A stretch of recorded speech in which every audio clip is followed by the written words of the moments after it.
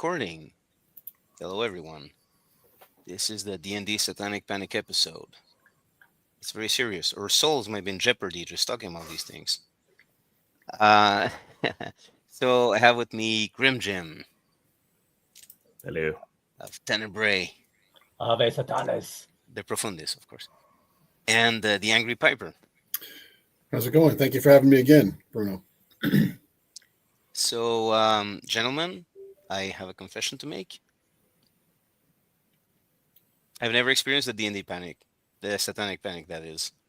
Now, I'm calling it the D&D Satanic Panic, but extended to more than just D&D, of course, and tabletop role-playing games and other stuff.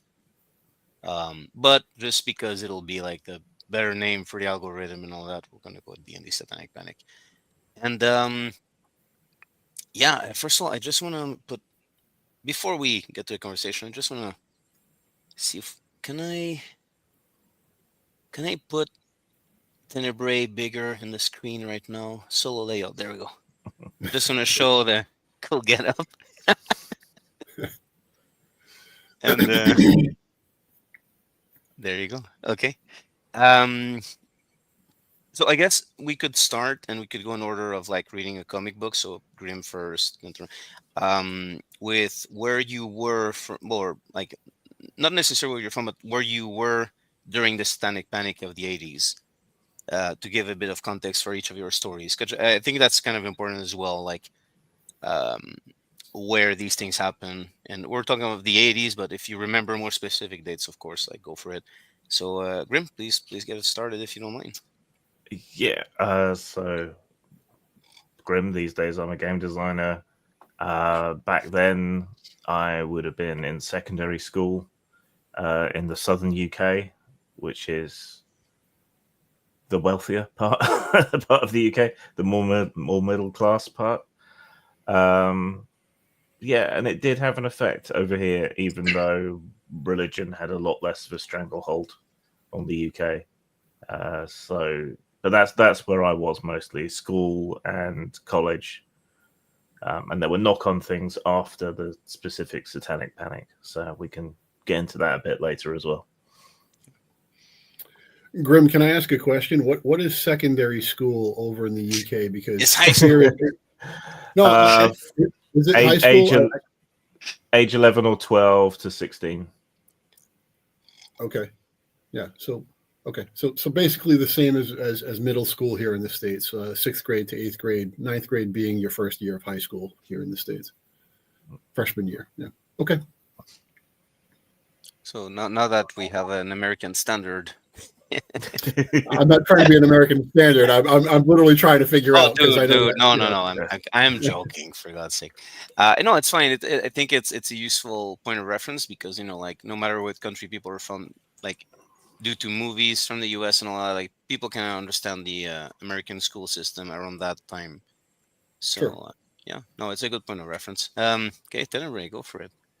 Yeah, and also if you want to remove the helmet, you're now allowed to show your face. Good. I'm completely dying here. Hey, what's up? This is Tenebrae, and I'm from Southern California, San Diego to LA. I've dealt with the Satanic Panic since I would say 81, 82. Back in 81, I was just getting kicked out of Catholic school. So 82 is actually when I got into D&D. So would you say that if they hadn't kicked you out, they would have saved you from this life? No. Rolling dice. No. Oh, no. And finally, AP himself, the Angry Piper. So I was born and raised in southeastern Massachusetts in the United States.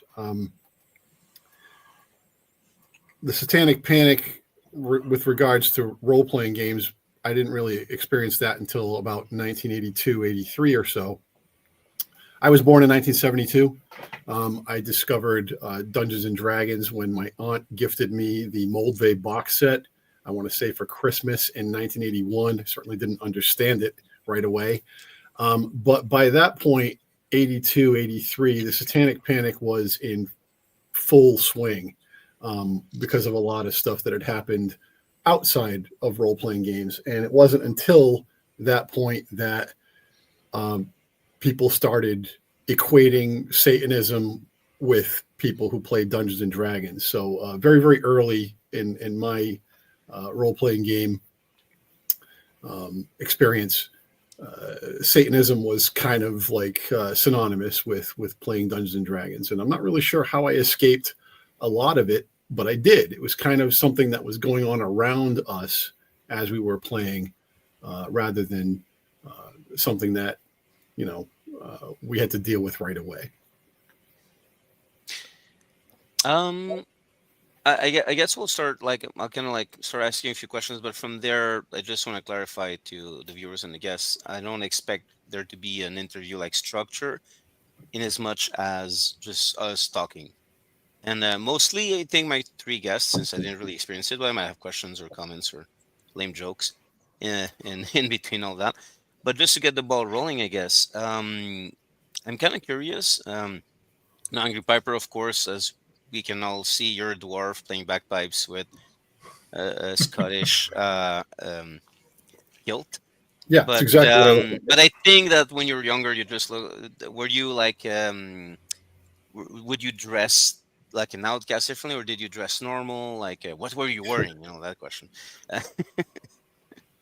Okay. Well, No, okay. Let me rephrase that. That sounded really sketchy. I mean, I didn't. well, I mean, Yeah. Okay, for you know, example, Tenebrae, I suspect that in high school you were already kind of dressing like that, right? Or was that after you got kicked out? Or Oh, okay. So I was in Catholic school until so that's 6th grade. Yeah. So I got kicked out because I had long hair and I questioned religion. That's what I was starting to. I guess I'll just clarify my question to be more useful. I'm wondering if also it wasn't just the D&D, but like who played D&D? What did they look like? Did they look like they were like in the satanic stuff, or was it just anyone playing? Like, I'm kind of curious about that aspect. I guess I clarified what I was getting at. Well, for us, yeah, it was broader than just games. It was any interest in anything occult or occult adjacent. But going to schools that have uniforms, it's hard to stand out and be spotted in that way. The only way you could really be spotted would be by having long hair. But the school policy was, if you had long hair and you were a boy, it had to be a mullet. So it was pretty embarrassing anyway. So.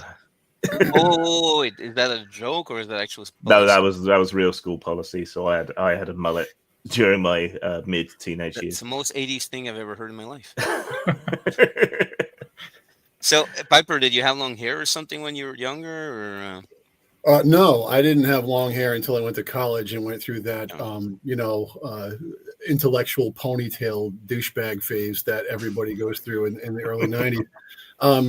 And I cut my hair once I graduated from college and never really went back. I find it interesting, Tenebrae, that you went to a Catholic school when you were really, really young. I went to a Catholic high school, but I went to public school right up until 8th grade. Wow. My mother was very religiously Catholic, which is why it's kind of odd and definitely something that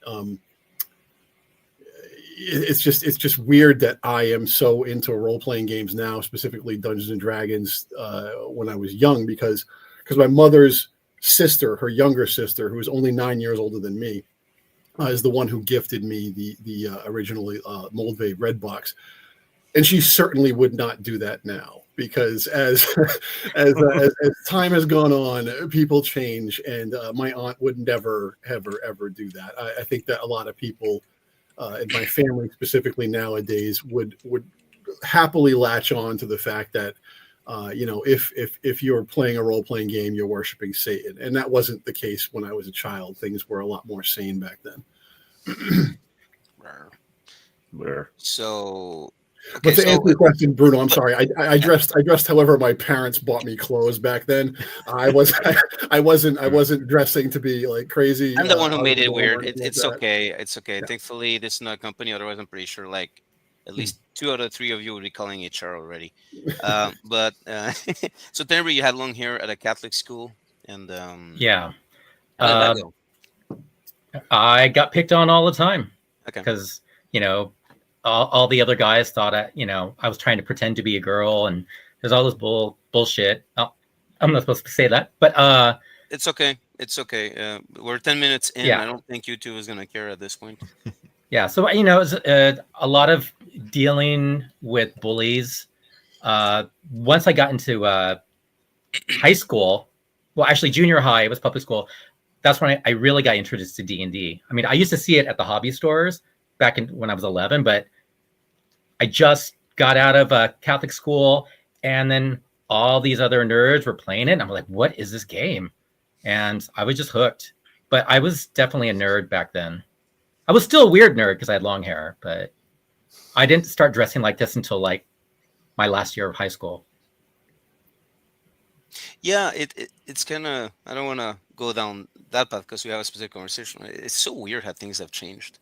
And now, like, characters that were like back then would have been like rejects, and like in Stranger Things, what's the name of Eddie Munson? Is it? Which Tenebrae loves to cosplay as. It's like like It's people easy. Yeah, but even these days, a lot of people would hate him. But in the context of the show, they're like, "Oh, that character is amazing." For example, like when there's a little girl who wants to play, and he makes sure that she knows how to play before letting her in the game. And a lot of people would be like, if someone was writing like online, I don't let everyone in. I make sure they go, because that's the kind of game around the school. They'd be like, "Oh, you're keeping people out," and like it would be just this thing. But now in the context of the show, they're like, "Oh, the character is amazing." Like, okay, but I feel like there's been a lot of paving the way through like really tumultuous times. I'm one of those who got in easy. Like, I was playing Vampire the Masquerade as a young adult, and by then, like, we were like LARPing at the school, at the Cégep, I guess college would be the equivalent. We're just like LARPing, like it was no big deal. It was just approved by the school and everything. So what you guys went through, then I got to swoop in and just have fun with it. Yeah. Well, it is kind of funny that you say that, because in my case, I think that my experience with the Satanic Panic is somewhat different, because I didn't experience any kind of pushback or it was weird. It's kind of like the Satanic Panic was going on around us, and I mean us meaning like me and my friends that got into these games and played them. But there was no real pushback from teachers, either in my middle school, which I guess would be secondary school for you, Jim, or when I went to Catholic high school. And we would figure Catholic high school would be like a big deal, because I started high school in 1986 and graduated in 1990. And that was like, the Satanic Panic was in full swing in 1986. It was sort of dying off a little bit by 1990, but not completely. I mean, it was still going on. But no one in authority in education ever was like, "Hey, look, you guys can't be doing this." Nobody ever sent a letter home to my parents saying, "Hey, listen, you should be worried about this particular game." And that is not the case. Like, again, I grew up in Massachusetts, southeastern Massachusetts. That is not the case for a lot of people in the United States, especially, in the Midwest and in these other cities. There was like a panic about this stuff. Like, if your kids are playing Dungeons and Dragons, you need to get those books out of their hands and burn them immediately. And that was not something that I experienced, but I certainly experienced, the culture of, this is an issue because it is a gateway to Satanism and a gateway to bad things.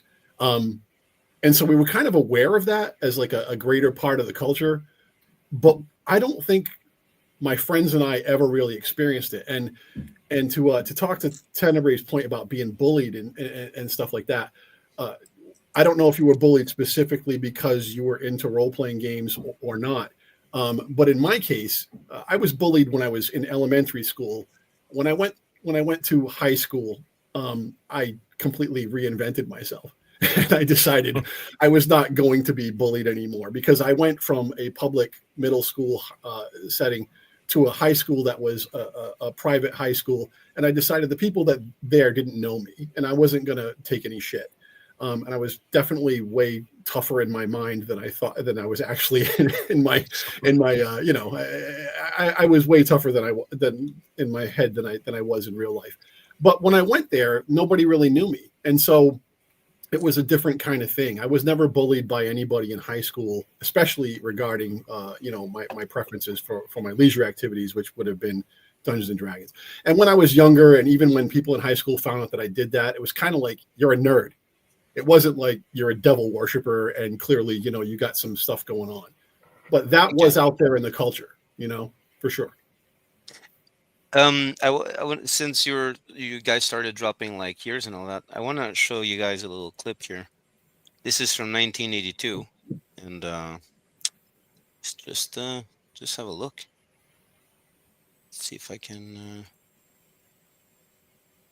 Just a moment. Okay, can everyone see? Yeah. Mazes and Monsters. Oh, I love it. What do you guys think happened? One of the players Robbie played with got carried away and killed him. Well, that's kind of far out. Mazes and Monsters is a far out game. Swords, poison, battles, maiming, killing. Hey, it's all imagination. Is it? I'll be talking to you. Yeah, So you keep great. rolling Wow. those dice, and I'll be talking to you. I'll be talking to you. Yeah, that's great. Yeah. Okay, wait. There you go. So, one of the big things I remember is we have like a religious education class. It's not indoctrination. It's like you're supposed to learn about world religions and all that shit. But occasionally we would have people in to speak about different things. And like, we don't really have the equivalent, but if I say youth pastor, then Americans will probably understand what I mean. One of these came into school, and we had to sit through a video presentation and then a talk from them. And it was this video called Doorways to Danger, which was all about tarot and astrology and Dungeons and Dragons and heavy metal music. Right. And our teacher actually threw him out. Really? That's awesome. What happened with that? Whoa! That's great. It's like this is not what this class is supposed to be about. It's supposed to be about comparative religion and so on. And you've just come in here and he let us debate the guy for a while, but you've come in here to preach. That's not what this class is about. Get out of my classroom, sort of thing. That's amazing, dude. Seriously, like, kudos to that system. Yeah. Well, he ended up having an affair with a student, so it wasn't all good. But I mean, it was the 80s. No, I'm kidding. I'm sorry for that. I'm sorry. But yeah, well, the other thing I want to quickly bring up is I think we need to talk a bit more broadly, because the Satanic Panic was mostly in the 80s, but there was a vampire panic separately, and kind of melding with Columbine and things. So we have this like continuum of bullshit from the 80s right the way through to mid 90s, all much the same thing. And I think our schools and institutions were possibly more worried about we don't have guns, but a much more stabby Columbine happening. Because I mean, I can't elaborate on this. I'm listening. Yeah. Anybody?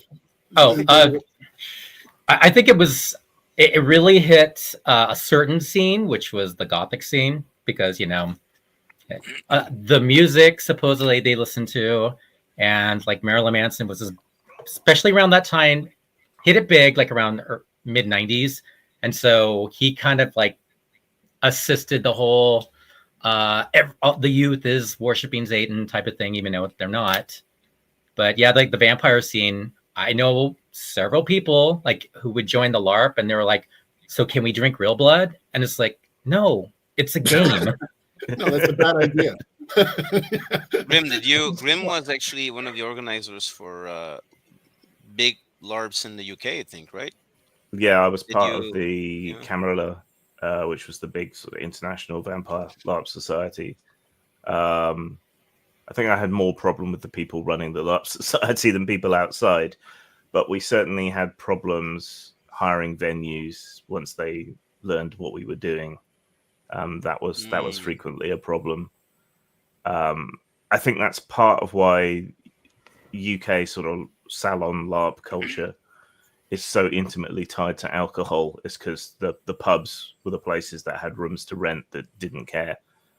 But obviously, if you're renting out a room at a pub, they want you to buy drink. So it's a bit of a different character to the whole thing here. For sure, I imagine. But going back to the sort of more traditional Satanic Panic, it wasn't as intense here, but it did exist, and it was similar problems like games clubs couldn't hire church halls, which are quite often the only public space available in a lot of villages. You know, I live rurally, so you know that was a problem. And like Boy Scouts and so on were still quite religious back then, and they often had places for you to rent, but they wouldn't let you if you were a game club. There were a handful of book burnings and things, usually not organized, usually just individual parents or a particular church that was a bit out there. I was before Facebook, so they were really motivated. Well, yeah. I was pushing back on this stuff really early, like pre-internet. I was writing to local newspapers and things about things that happened. I wish I could still find some of the articles, and because my letters were published a couple of times saying that this is stupid, it's just a game, you know, all of this stuff. So it was a bit more low key, a bit more passive aggressive, a bit more English over here. But you know, it still happened. Well, you've always stuck your neck out there, you know. As a slight digression, I just want to say that as an American, I'm very, very envious, Grim, that you guys over in the UK have this gaming culture where it's like you have gaming clubs and you know you rent halls.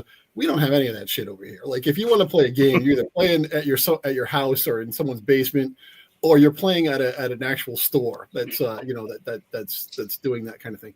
Yeah, I just love the fact that like if you want to find a game over in England, it's not that hard because there are gaming clubs everywhere.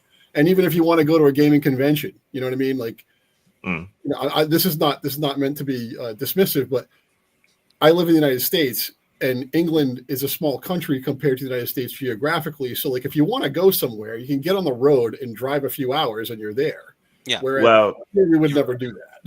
Yeah, but over here, 100 miles is a long way. Over there, 100 years is a long time. So that's exactly right. Yeah, I couldn't say it better.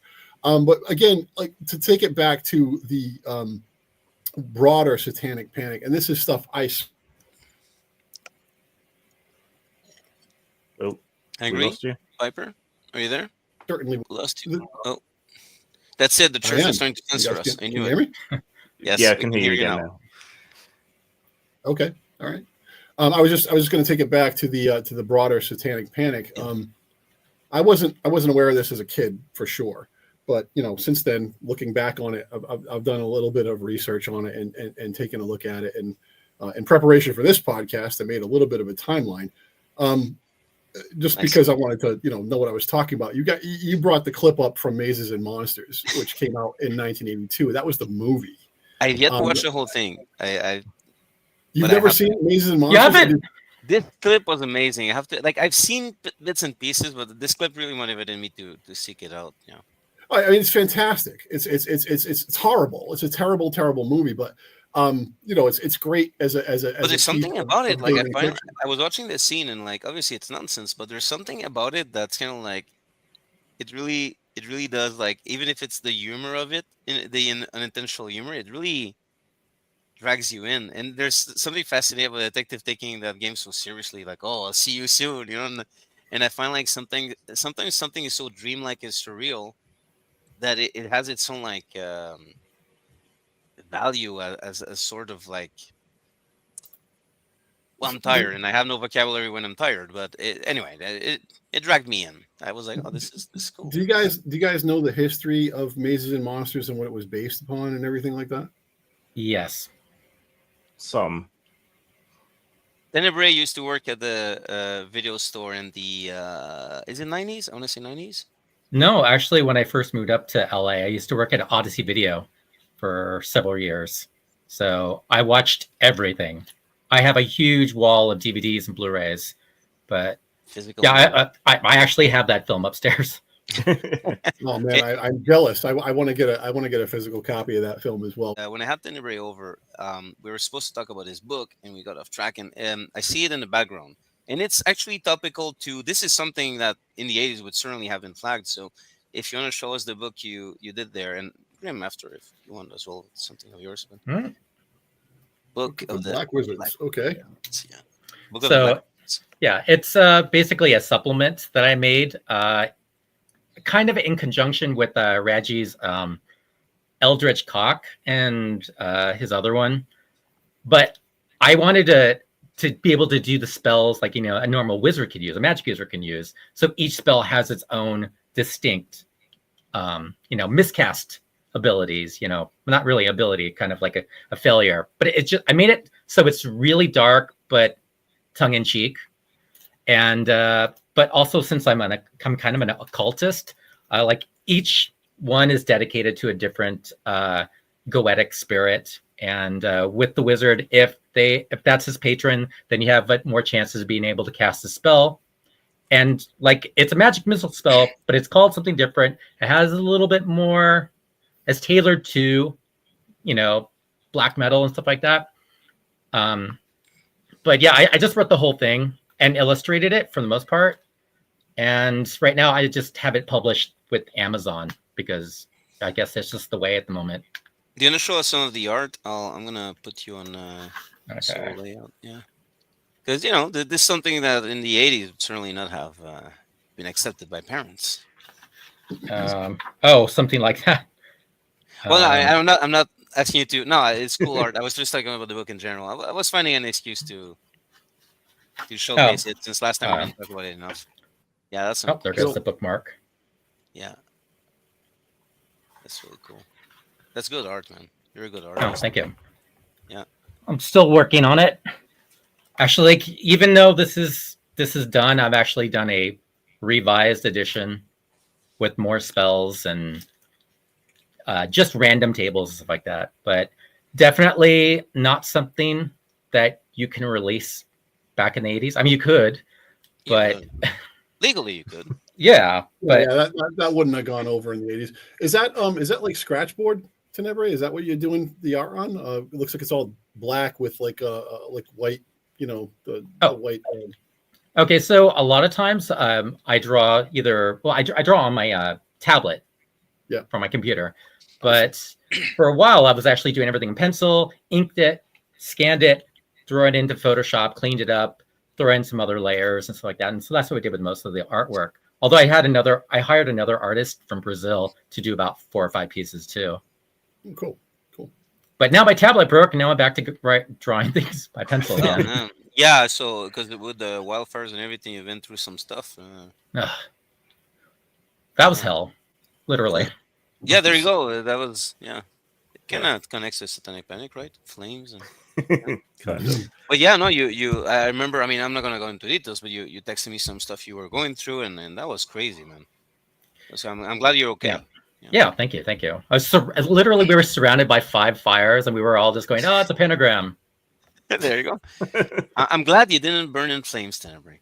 Oh, Tenebrae! Burn in hell, Tenebrae!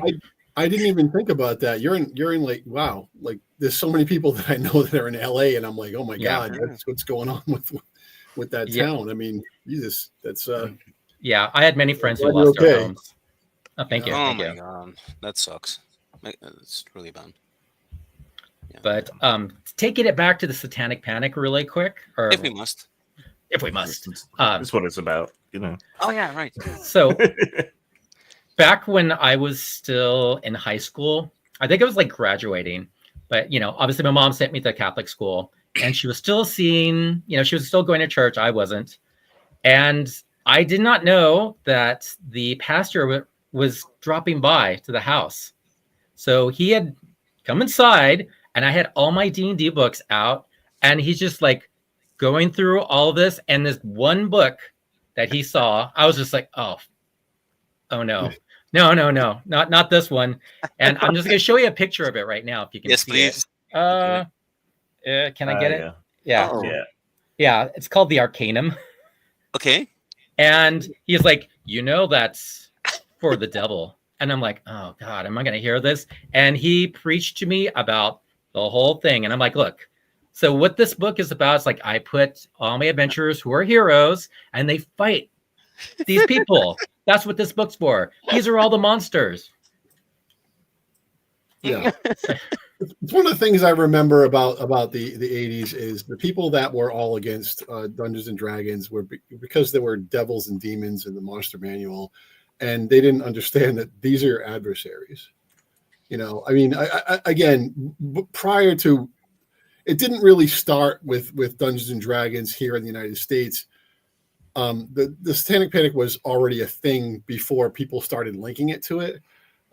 What ended up happening here in the U.S. is a couple of young men ended up basically they killed themselves, and these were people who, they had mental illness and they had a lot of other issues that were going on, but they happened to play Dungeons and Dragons, and so because they did, it was basically attributed to the fact that they played Dungeons and Dragons. And the media took off with it as like it was like a secret society that you could only play by invitation, because at this point there was a whole bunch of shit going on where it was like secret societies and secret satanic cults were everywhere, and your neighbors could be Satanists and you have no idea. And that kind of came out like Rosemary's Baby, the book and the movie came out in the 60s, but through the 70s everything was like, the devil this, the devil that. There was like the Omen, and there was the the Exorcist, obviously, and every Hammer horror film that had anything to do with devil stuff was all through the 70s. And then I don't know if you guys are aware of this or not. I wasn't until I started looking into it, because I was young at the time. I was in 1972 I was born, and in 1980 I was born. I'm born late in the year. I'm a December baby, so in 1980 I would have been 9 years old. And in 1980 a book came out called Michelle Remembers, and I don't know if you guys have ever heard of this book or not. But yeah, Michelle Remembers. The story about this book is basically that this psychiatrist was treating this woman, Michelle Smith. The psychiatrist's name is Lawrence Pasder, and his book that he wrote was all about all of the repressed memories that Michelle Smith suddenly recovered under his care. Okay. And her memories were basically that her parents were Satanists. They gave her to a Satanist cult. She took part in horrible Satanist rituals where she saw babies that were murdered and horrible, horrible things happened. Yeah. And she went on TV and basically said, this is what I remember now, because thank God my psychiatrist had me bring these memories out. And that was kind of the jumping off point, I think, in the United States, at least, of the Satanic Panic, where people started realizing like, okay, well, this is something that, really is happening. And nobody like really questioned this shit. And throughout the entire 80s, like Michelle Smith and her psychiatrist went on the talk show circuit, made like shit tons of money. And as they were on these talk shows, they were like coming up with more and more outlandish things that happened. Like I know that one thing she said was that she was involved in a satanic ritual that was like months long and she wasn't able to leave. And it's like, well, who the fuck didn't ask questions about where the hell this girl disappeared for months at a time? And why are all these babies like being like murdered and no one's asking questions about it? Like, no, it's not even the news. It's such stupid shit. It's incredible bullshit. And anybody with half a brain should have been able to like at least ask a question about it. Like, what the fuck? What is going on with this? And so that was kind of like the jumping off point for the Satanic Panic here in the United States. Now, another fun fact about this is my educational background is in psychology, and this Lawrence Pasder guy was a psychiatrist who was treating Michelle Smith. And at some point in the 80s, relatively early in the 80s, after he wrote Michelle Remembers, they both divorced their partners and married each other. so like, look, I'm not, I got to tell you that, if that doesn't fucking like reek Not of, ethical, is it? yeah, completely unethical shit, then, Yeah. that was it. So it's, obviously Michelle Remembers was complete bullshit. It's been discredited since then, but they were on the talk show circuit until the 90s. Like they were still Wow. doing stuff. And I remember them being on Oprah. And like Oprah never even questioned their story, and that was like in the 90s Well, when I was in college. I think, yeah, but I think Oprah, I think Oprah just knew it would be good for ratings. Like I think over the everybody did, Bruno. years, yeah, but like Oprah specifically, I think stuff has come out over the years where she was pretty savvy about being self-serving, and like a lot of people in Hollywood just like not noticing things or like stuff like that. Yeah, but here in the States, that was a major factor because they were constantly making the rounds, and again, I mentioned the people that killed themselves. The most famous one is James Dallas Egbert. He was a student at Michigan State University who he disappeared for a while, and his parents hired a private investigator. Who, by the way, if you ever see this fucking guy, he's a real character. He went looking for him and eventually found the guy, and then eventually the kid did kill himself. And it turns out that the private investigator discovered that he was playing Dungeons and Dragons and initially blamed his suicide on the fact that he could not distinguish reality from fantasy. And so right after this, I think this guy did this in like 1982 or something. I might get my years wrong on this. Very, very quickly, like less than a year later or a little over a year later, this woman, Rona Jaffe, wrote the story Mazes and Monsters, which obviously shows how much she researched this thing in depth before she decided to put out this book about exactly what happened with this guy who can't distinguish reality from fantasy. And after that, it was made into the Mazes and Monsters TV show with Tom Hanks. I know that when I started playing the game, if I got the red box in 1981, I was not understanding it in 1982 and probably didn't really understand it till 83 and started playing it. I must have caught a rerun of Mazes and Monsters. And let me tell you something. I remember watching it when I was a kid, and I was like, thank God my mother and my father didn't watch this with me, because they would be like, okay, this shit's going out the window. You know what I mean? Like that's not going to happen. But they didn't watch it with me. And I remember talking to my friends about it because we were all excited about, oh, look, it's going to be like a Dungeons and Dragons movie. And we watched it. We were like, this is bullshit, man. But, I went through the same thing. I think it was around 2000. There's a movie coming out that was like, oh, there's going to be like with Dungeons and Dragons. And it wasn't. The name of the movie was Dungeons and Dragons. So the other big thing, I mean, you mentioned Michelle Remembers. That kicked off the whole thing. Yeah. And we see echoes of that even today, of these ideas that there are, secret underground naughty things with children rings out of Comet Pizza and, Illuminati hand signs. And it's all the same. It's all the same shit. But the other big thing that was influential, besides the steam tunnels, and was the suicide of Pat Pulling's son, Irving. Right. Which set her off because she really fixated on Dungeons and Dragons as being the thing that was why he killed himself, ignoring anything else. That scene from Mazes and Monsters with the cop, a big part of what Pat Pulling did and her organization bothered about Dungeons and Dragons was that they put together these kind of toolkits about so-called cults and D&D, and they pumped that out to police departments. So there were police using this as a guide, check around the house, see if they have D&D books. That might explain why they've killed themselves or they've killed someone else. So, that scene with that hostile cop, you say it's surreal and whatever, but that would have been what it was like in quite a few places, because quite a few cops bought into it. It's funny you should say that because that is something that I've heard about, that there were cops that went to like schools and did presentations to the teachers and everything like that. That did not happen in my schools, but I did have a run-in with a cop later on who was part of a task force to investigate this exact kind of thing. It's kind of funny. Not really, but it's sort of funny now when we look back on it and we're like, this is such utter bullshit. But yeah, the Pat Pulling, like you said, Grim, she founded Bothered About Dungeons and Dragons, and she was pretty much a one-woman show. Yeah. Right up until her death. I mean, I think she founded it in the early 80s. She was crusading against Dungeons and Dragons. She completely made up a whole ton of shit that was like, and she just made it up out of whole cloth about what Dungeons and Dragons was doing. She didn't have any evidence to support any of this stuff.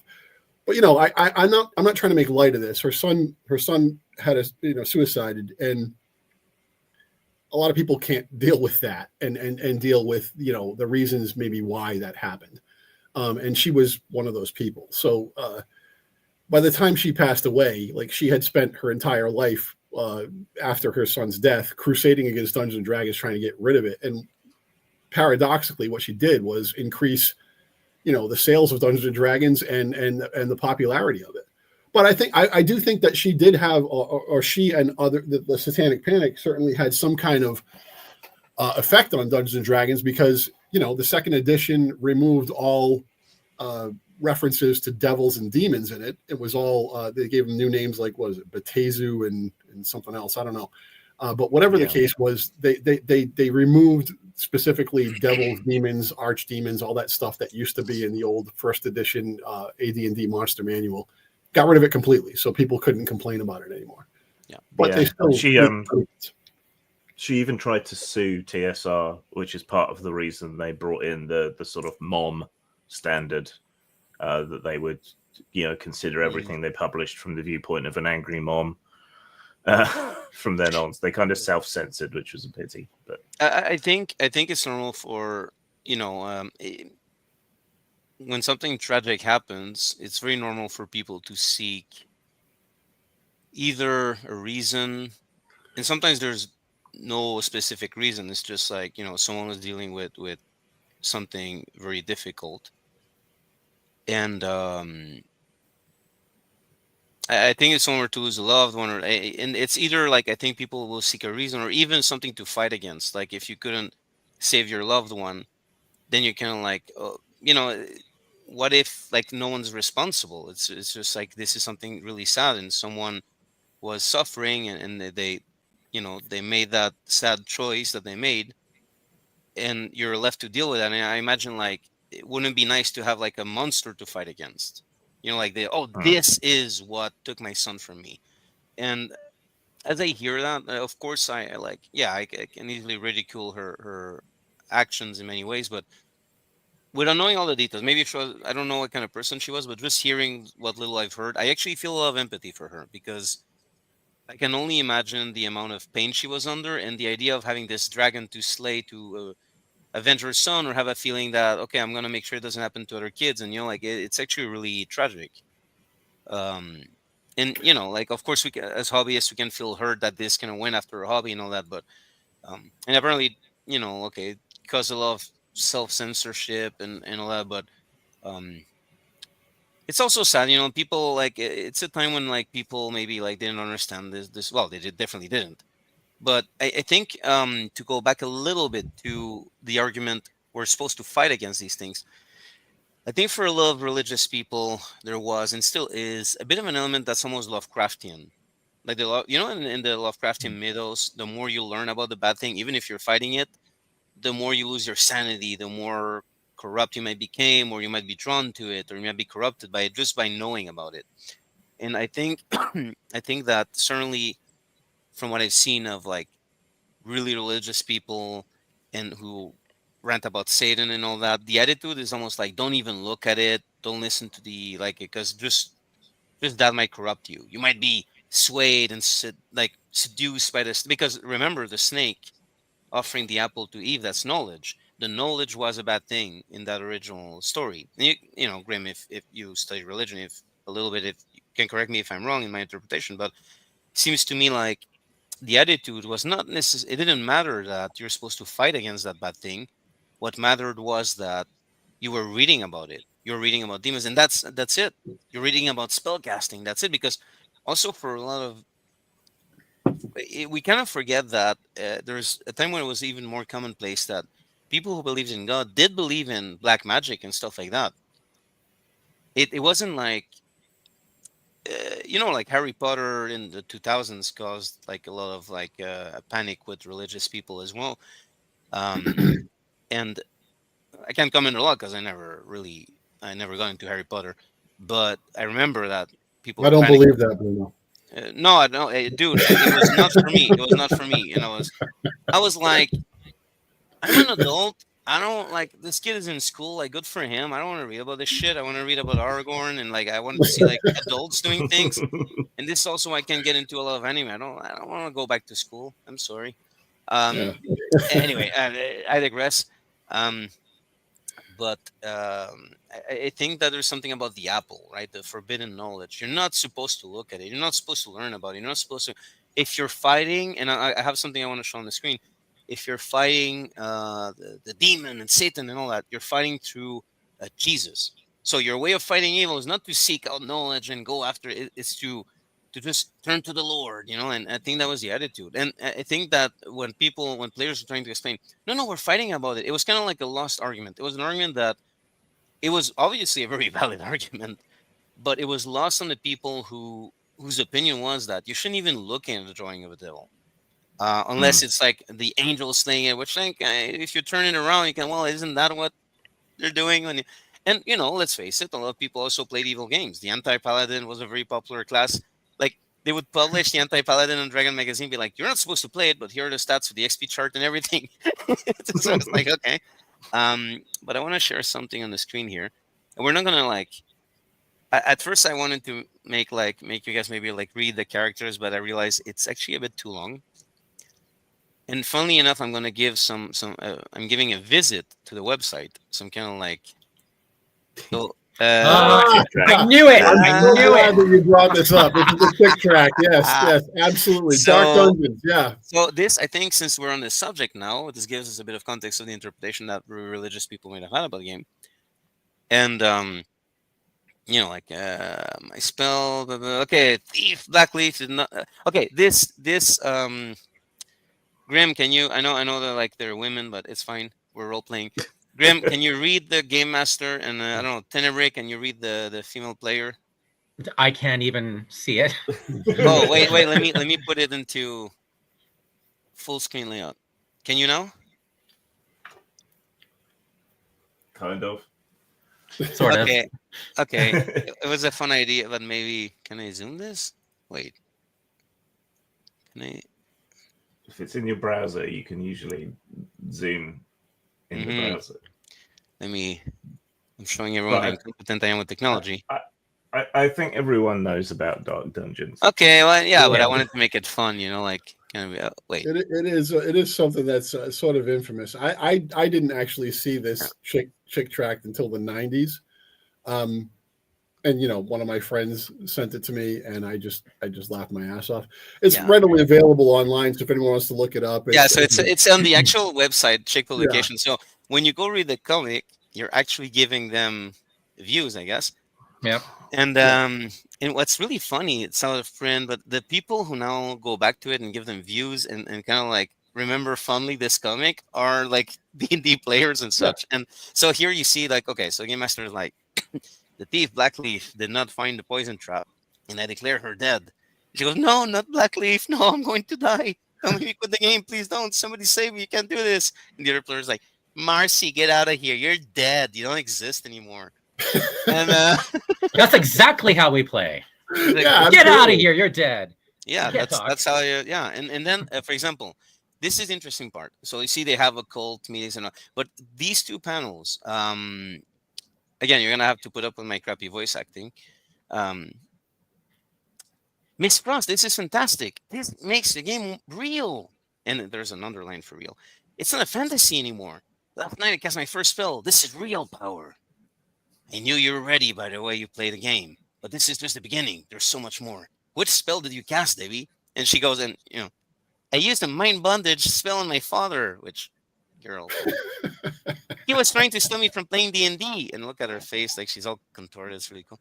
And then, well, as the result, he just bought me $200 worth of new D&D figures and manuals. It was great. It sounds great.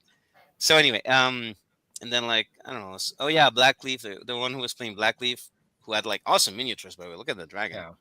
Yeah. Marcy, she commits suicide because it's my full Blackleaf died. I can't face life alone, Marcy. And anyway. So this is how you dealt with it, right? So this is the religious guy. Debbie, I told you Jesus is the only answer. I've been praying and fasting for you. I'm making him sound very condescending because that's how I read it. Why would you do that for me? I have ideas of why he would, but let's just read what he says. Because I know that what you're involved in. It's a spiritual warfare that you can't win without the Lord Jesus. So there we have it. And come with me to a meeting this afternoon. The speaker came out of witchcraft and he knows what you're up against. And anyway, God, blah, blah, blah. So this, and then they burn the books, of course, because book burning. Yay.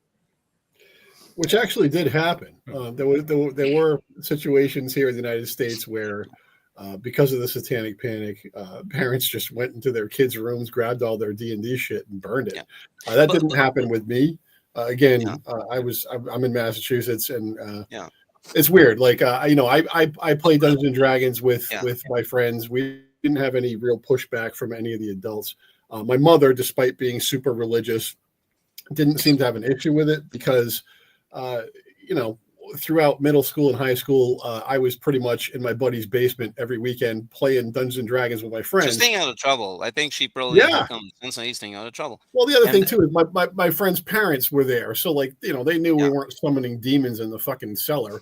That's my point. That I think the argument was kind of lost on these people. And at Tenebrae, actually, because Angry Piper mentioned like my mom was cool with it. You mentioned that the priest was in your house and all that, and which is very 80s. Someone just coming to your house because, like, hey, I'm the priest. I have this moral and spiritual authority here, so I can go into your house and look at things, like some supernatural cup. But which, by the way, quick side note before I ask you a question, Tenebrae, I just imagine like this squad force of police investigating D&D. They're actually just like D&D dorks, and they're getting paid to play the game, and they're just like investigating undercover. But. Playing that joke, I said, how did your mom react to the, I guess going back to the story, how did your mom react when the priest gave you that personalized sermon? Oddly enough, my mom wanted to play D&D. So your mom's cool. I always had to include my mom in D&D games whenever it was at my house. My mom never wanted to play D&D. Wait, look. I need a moment here. So your mom was one of your players? Were you the GM or were you a player? Well, it depends on who was running it. If I was running it, or I had like several friends. You guys self-censoring because of a mom in this case, kind of like the SR did?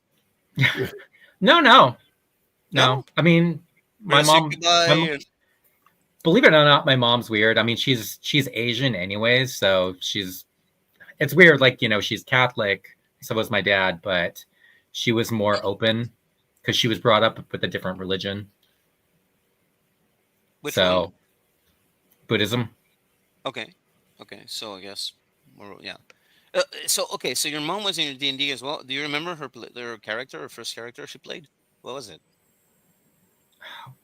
More likely an elf, because it's weird because my mom, she's Asian, right? But she always bleached her hair. So she had blonde hair. So she was always an elf. And it's just like, okay. That's really cute, man. That's a cute story, actually. I like the ending of this story. This is so positive. So she went like, I'm going to... Okay, do you remember a conversation level? How did that go around? Like, did she just go like, okay, I'm going to play... Was it kind of like, I want to make sure that what you're doing is safe? Or did she just go, this sounds awesome? What was the... I think actually she was happy that I wasn't going out and doing things like all the other teenagers, doing drugs, stuff like that. That's the irony of it, isn't it? Like the people playing D&D, and I would say even the troubled kids, it probably helped them to have like a social circle. Like like I don't want to generalize, but I guess if they were struggling and everything, maybe some of them were not going to be the guys who were going to go out and play sports and stuff like that. So probably having a circle of friends to do an activity without necessarily being out there and just staying in and doing it. Probably helped them, if anything, which is the irony of it all. But yeah, the kids playing D&D were not outside causing trouble. That's another thing that Yeah. seems to have gone over the head of those Yeah. parents. Wait, Yeah, you know, wait a minute. Yeah. You know, Go ahead, you want Jim. to stay home and read and do math. Yeah. Okay. Yeah, I think that like, I mentioned that I was in my buddy's basement every weekend. We were seriously within 3 feet of a fully stocked bar, like completely fully stocked of like whatever the hell we wanted. And for like fucking 8 years, we never touched a drop of that shit. Like, how are you gonna like run the game if you're drunk and like well, calculate no, but the we were bonuses? kids. We were in high school and shit, and we never even once went, "Hey, why don't we go pour ourselves a couple of drinks?" We never did that. That's the funniest bit. Yeah. You know, I don't consider myself somebody who was socially awkward even growing up. And my friends, I don't think we were. I think we got along fine. We just got along with each other. We were okay. But yeah, I definitely think that Dungeons and Dragons and role playing in general, they certainly stirred my creativity. They increased my vocabulary. They made me want to read more things. They made me more educated than I would have been doing other extracurricular activities. So yeah, there's definitely plus sides to it. And I've been playing since I would say 1983 seriously. I mean, I got the rules in 1981, but 1983 I kind of knew what the game was. And ever since then I've been playing. I haven't summoned one fucking demon, like not once. That's never come up. That's really lame. I've been trying. It's just not happening. Yeah. Oh, by the way, giving it a shot, but speaking of summoning like demons and all that, Tenebrae and Piper, you have a common interest in miniatures, by the way. So speaking of, Oh yeah, I was looking at your miniatures. That's pretty wow. tight. yeah. Grim, Yeah, you're into miniatures too, right? Didn't you? I was watching one of your videos once. You kind of like off the cuff said, "I want to paint more miniatures," and I'm like, I didn't know Grim painted miniatures. Yeah, I used to, but I'm so utterly desperately out of practice now. I keep meaning to get back into doing it. But. By the way, we're reaching the 1 hour of the video, so we'll be like ending in sometime soon. But Grim, is there within reach of you a book that would have gotten you into trouble in the 80s? From you, I mean, like that you. I keep my stuff in a different room, but yeah, a lot of my stuff would have got me into trouble. Let me do this for you. Give me a second. Let me just a sec. Okay, I'll be right back. You guys can talk in the meantime. Off he goes. Okay. So what was the worst sort of satanic panic or related thing that happened to either of you? Angry? Okay, I'll go. So this is actually a very somewhat hit close to home. In like 1979, 1980, I grew up in Westport, Massachusetts, which is a very, very rural community in southeastern Massachusetts. Right next door, but right sandwiched between Fall River, Massachusetts, famous for Lizzie Borden, and apparently one of the biggest naval museums in the entire world with the battleship Massachusetts, and New Bedford, Massachusetts, which it's famous because, of course, Moby Dick and the whaling city, and it's the biggest commercial fishing port in the United States. So Westport is kind of sandwiched in between both of those. But back in 1979, 1980, in Fall River, if you Google this, you'll find it. It's called the Fall River Murders. There were 3 women who were murdered between like late 1979, early 1980. And this was a recent subject of a documentary called Fall River, which I don't know, where you can see that or find it. I haven't watched it myself, but this happened when I was a kid. 3 women were killed by maybe 3 different people. And the third person who was murdered, her name was Karen Marsden. They found her skull in the woods behind my house when I was a kid, like within half a mile of where I lived. So I lived, in a subdivision, and behind my house were basically these woods and these dirt lanes and et cetera, et cetera. And we used to play there all the time. They found they found this woman's skull in the lanes behind my house. So the guy who was reportedly was eventually convicted of killing her was a guy named Carl Drew. And it was like a group of these people that were. Carl Drew was basically a pimp, okay, and this woman was a sex worker, and so she was murdered. But at the time, because of the Satanic Panic, it was attributed to satanic cult activity in the woods. So Carl Drew was one of these guys who they said he was a satanic cult leader, and everybody latched onto that, but there was no fucking evidence of it whatsoever. Like he was just douchebag. He was a guy who was like a pimp and a drug dealer, and he had impressionable people around him, and that this is what he did. So, like, I don't know whether Carl Drew actually murdered her or not, but he certainly went away for the rest of his life for it. And another woman named Robin Murphy, who was one of these people, she went away for a long time. She was paroled in 2004, and she ended up going back in 2011 for violating a parole. She's the one who testified against Carl Drew and said that he was a big satanic cult leader. When she was paroled in 2004, she recanted everything. But again, this was during the early parts of the Satanic Panic. And so everything, like, if there was something that weird that happened in the woods, it was because of Satanists. Right now, I no longer live in Westport, but I live in an area of Massachusetts known as the Bridgewater Triangle. And if you would Google that, you'll find out that it's this area of Massachusetts that's renowned for weird and supernatural activity. People see Bigfoot and Puckwudgies and UFOs. Tenebrae, like yeah, and satanic cults in the Freetown State Forest. That happens. As one does. None of this is all complete bullshit. Okay, but this is the environment that I grew up in, where I used to go out every single day with my buddies, and we would play all day long in the woods. Like my parents would be like, "Okay, bye, see you later, come back at sunset," because that's the way it was back then, right? Like that. Okay, go ahead, take off, have a good time. Yeah. But I remember that when they found this woman's skull, that my parents told me, "Okay, listen, you can go over there in the woods. Don't go over there in the woods, and just stay away from that stuff." Yeah. And I before this podcast, Bruno, I called my dad and I said to him, I said, "Hey, man, remember that whole shit with like the skull and the Carl Drew and the satanic cult?" And he's like, "Yeah." I said, "Do you actually believe that?" And I'm not trying to say like, "Hey, listen, you shouldn't believe this," because everybody did at the time. Yeah.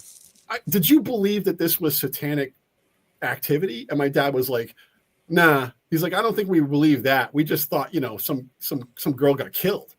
And she was the third girl who got killed in the span of like 4 months out of Fall River. So like people were just trying very, very hard to like make some kind of connection between everything. I think there was a combination of I think it was a combination of media wanting that attention, and even I think on some level like the detectives and everything, like I think some of them might have, even if subconsciously, wanted media attention to feel like they were like an important investigator or something. And I think it might have been a little combination of things, or or even maybe when like just dumb for answers, I'll go with that. Like, I don't know. Well, it's funny because if you fast forward, right, like this happened, those murders happened in 1979, 1980. In 1990, like I got one of my first jobs. I was working at a Walden Books, which doesn't exist anymore, but it was a bookstore. And I fucking love that job because, I worked at a bookstore and I got a 30% discount and I got all my role-playing shit. I was working at a Walden Books in like 1990. But you should have, but the thing to do as a kid was to cast the spell on your dad. So he bought you like $200.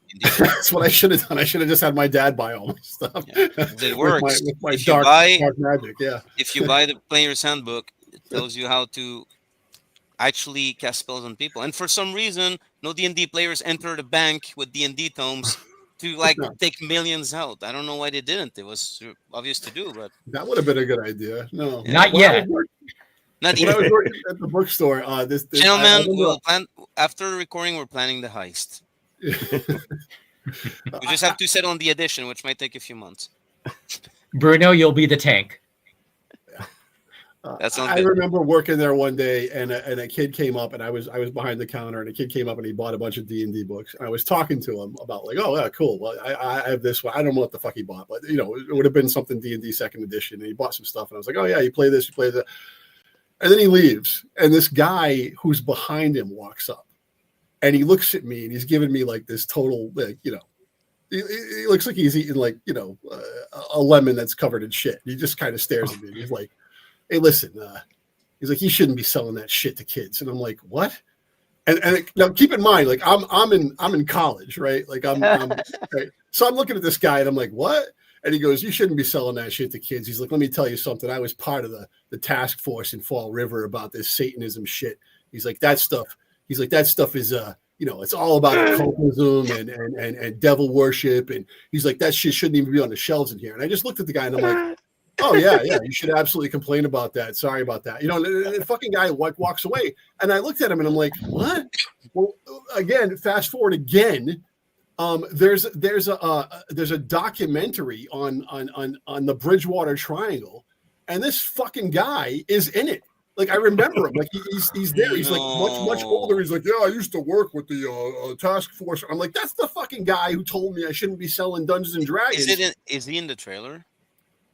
I don't think so, but like I don't even know what the name of that is. But if you Google like Bridgewater Triangle documentary, it'll come up. It's not a great documentary. Dude, if you had checked the trailer and you told me he was in the trailer, I would have totally put him on screen. But no, but I looked at the guy and I'm like, that's that dude who fucking talked to me in Walden books. Funny. Yeah, he was so motivated. It's like, in decades later, if they do the documentary, I'll show up again. He's trying to convince the guy at the me bookstore, to I'll be in the shit. documentary If next. I have any control over that, and like I would anyway. You know? So funny. Okay, this is the book that would have gotten Grim Jim into trouble in the 80s. Now, this looks like a Twilight role-playing book or something. Actual effing monsters. Oh, you yeah. See, you see Bella with Edward. Oh, I mean, no, sorry, not those characters, but similar. Legally distinct, but similar characters. Yes, not the same. Similar, but not the same. And oh my god, okay, background thing. You're really messing with my ability to. Okay, let me see if I can remove it for a moment. No, not only do I own that book, Grim, I have taken inspiration from that book, and I have completely stolen your consequences mechanic from it. Yeah. Okay, I remove my. A good one. Okay, just so I can show the book. There we go. So this is the Twilight-like title, but of course you see by the title like something is maybe not what it seems. And oh my god, what are they doing to her? So yeah, bait and switch, which has probably cost me sales, along with the ambiguous use of the word "fucking." I think. Yeah, but I think I think people who would have been drawn to it, like it was a smart cover, but I think maybe if you were to do like you have to at some point, like, because there's also another. I didn't grab it, but there's a supplement. You have to do like a compiled book of that, and if you can like. Look, I know, like crowdfund. If you can like get some like stuff in there, and what I think you should do if you want to keep the same energy, but although I think Twilight now is no longer the thing, so I don't know if you would just maybe don't do it anymore. But if you were to redo it, I think maybe like an in between of those two, like you can see what it's meant to be, but they're already in the process of. But you can like maybe the in between moment. If I had unlimited funds now. And I did it, I'd probably make fun of Blumhouse and have like a pop-up jump scare. So I see what you mean. Oh, like an actual. Yeah, that'd be cool. Yeah. What's interesting is that there's people who have reacted to, and this was a reaction of, I guess, Vampire 5th edition. Interestingly enough, Tenebrae also worked on a book that was a reaction to 5th edition of Vampire. I think. Did you? I might be wrong. Wait, it was in part a reaction to that. Yeah. Yeah.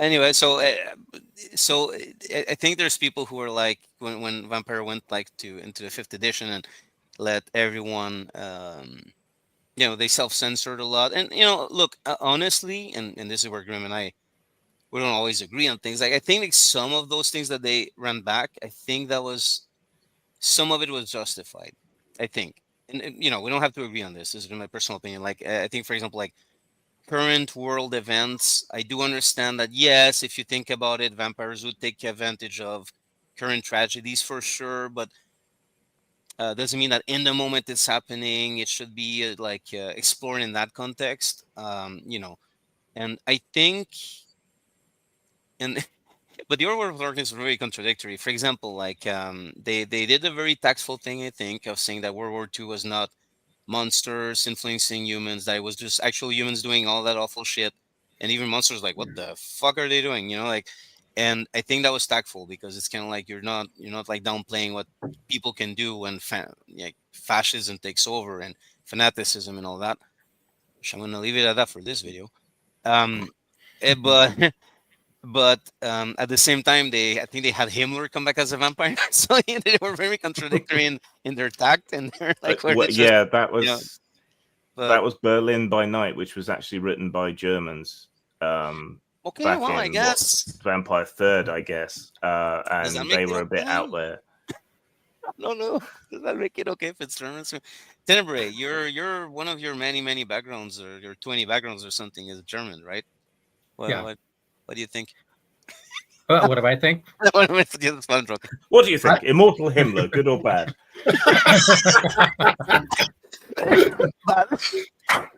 Yeah, Tenebrae, one of your many backgrounds. Immortal Elon Musk, good or bad? I'm tired. Well, you know the answer on that one.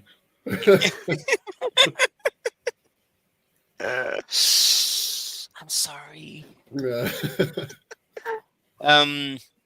No, it's but what was I gonna say? So yeah, so this is like, actually you play monsters and you're expected to do really awful things, but to kind of keep it, I guess, so people don't feel too bad about playing the game, and Angry Piper alluded to it, there's a consequences mechanic, and your monster is expected to die an awful death sooner or later. So it's not like a long-term campaign of just doing awful things forever without consequences. It's actually like, at some point your monster will face a horrible death because they deserve it. That's and, cool. And it's actually, like Angry Piper said, like, that's a mechanic that it's, it can be easily like. Grim, can you describe it? Because I'm about to do it, but I should. Right. You should be describing it. Yeah. So monsters are driven to do horrible transgressive things. Yeah, even if it's just, they're kleptomaniacs or whatever. But in order to maintain your monstrous power in a similar way to you have to feed on blood in Vampire, you have to do bad things in order to, survive and to do stuff. But every time you interact with the environment and you do something bad, or you do something that might get noticed, it's then the GM writes it down. Okay, so this is what they did, and then you assign it a die value from D4 through D20. It's like, how likely is this to catch up to them? And then gradually, like, if you roll the max on the dice type drops until you get down to a D4, and then if you roll a 1 or a 4 or whatever, then that catches up to them. So if you're playing a campaign, it might be a ton of sessions later, and whatever you did has finally caught up to you. So, oh, right. So you remember that guy on the checkout at the 7-Eleven that you killed and ate? Yeah.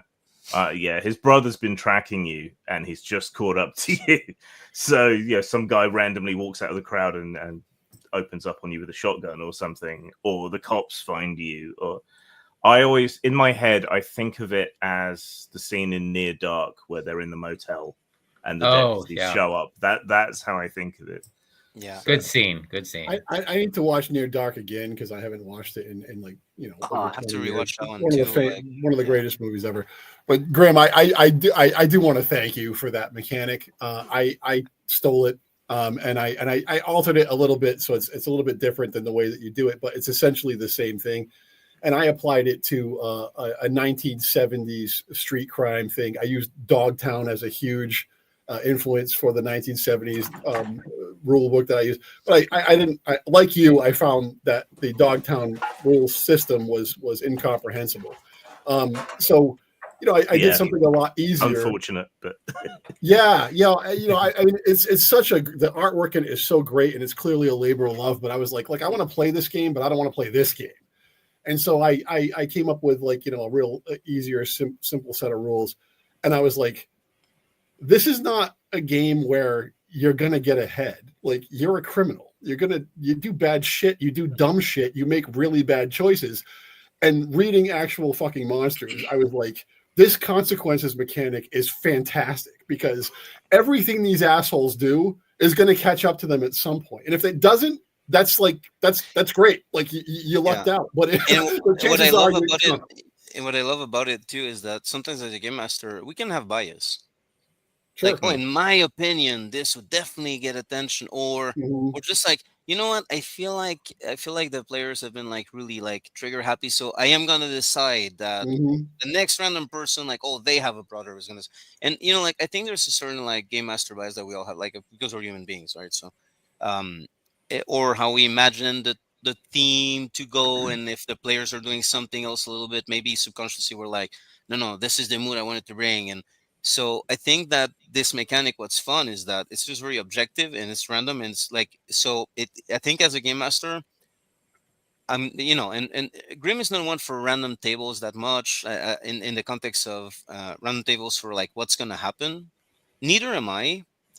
I like random tables for maybe like other stuff, but like the what's gonna happen in the story in the context of like specific tables, like that's not my thing. But what I like about this mechanic is that I'm still using my creative juices. Yeah, that sounded wrong, but but it keeps me in check, maybe to not be biased. It's really like I'm just noting down the stuff they did, and I mean, I haven't played a game yet, but I love that mechanic, and just because I haven't been playing at all, by the way, not a job at the game. And it's just like, it's not up to me, but I still get to, after I decide, okay, well, so what is the consequence? And so I find like it's that sweet middle spot between, I can come up with my own stuff as a game master, and this, it's going to keep me in check to be like, okay, now there's going to be a consequence. And it was really random, like the world can be, like, and I think that's awesome. Yeah, not that I don't love you talking about me and my stuff or anything, but to kind of, it's kind of. Well, wait, let me. Okay, I'm gonna see one more thing, and then we're gonna bring it back around to the thing. Yeah, I get to do that. I'm the host. And also, like, just sit there and accept the praise. I know you hate it, but you're gonna take it. He's very British. He doesn't like compliments. Another thing I was gonna say is, one thing that's really good about this game, very, very good, is that the whole point of it was to be anti-censorship and push the boundaries and all that. To a point where even I'm like, well, that's too much for me. Like, I wouldn't include in the game and all that. But what's good is that the transgressions of the monsters you put in, they really leave it up to the players in the game, in the, like, how far do you want to go with it? Because there's kleptomania. And then it brings it back to a really interesting thing. So first of all, you can decide like, hey, you know what? Like, if you want it to be kleptomania, so it's not too hardcore or whatever, like, go at that one, and the group can discuss like, hey, guys, I'm thinking of taking this one. Does anyone come for, like, you can discuss. I'm not talking about safety, just communication. I'm not talking about like safety rules or whatever, but just good old communication. And you can decide like where the level is out of comfort and all that. And in a weird way, it can also accomplishes like how far are we taking this, depending on the transgressions you take. And everyone can be like, okay, these are the transgressions we have, so we kind of know where it might lead, and we made choices there. It informs where the game is going to go. But finally, before I take too long with this, because it's true that we're supposed to talk about the Satanic Panic and conclude soon, but what I also like is that it kind of shows how evil acts don't always have to be like this extreme, like, oh, I'm going to play a lunatic who's massacring everyone. No, just a kleptomaniac. The fact that there's like consequences, like, okay, so it's going to catch up to you. It also kind of tells you like, doing evil things is not always this, like, you're the Joker. It's just like harming people along the way. If you're stealing people's wallets, like, what about if the mom can't feed their kids, or they get they lose money, they get kicked out of their house, and then they're homeless, and they're like, oh, I'm gonna find a guy who did ruin my life, like, and so what if you commit credit card fraud? Like, that's your like, being a fraudster is your transgression, like. And if you think about these like smaller crimes, I mean, they are smaller than killing someone, of course, but it shows how like freaking harmful it can still be, which I think is amazing, because then you explore like mature themes. Because like, oh, there's this thing. Oh, I'm not killing anyone. This is my transgression, but you're still harming people to a point where they might go after you, and that is kind of like, in a way, you can't wave it away. You have to really think about it. And I would say that if you're mature enough to ponder this, it's almost, we're so like desensitized with movies and all that, like, oh, like the guy's gonna go in and oh, he's gonna kill the cashier, and then you kind of forget about it. But like to go through a plan of like, I'm gonna like commit fraud to this person, very evil act, and then like the consequences it has on you thinking about. So anyway, in a weird double-edged sword, you give the choice of not taking as like the worst evils, but at the same time you kind of realize the consequences they can have, and that's very mature for a game. I just want to talk about it. Yeah. So yeah, I know you've got an eye on sort of wrapping things.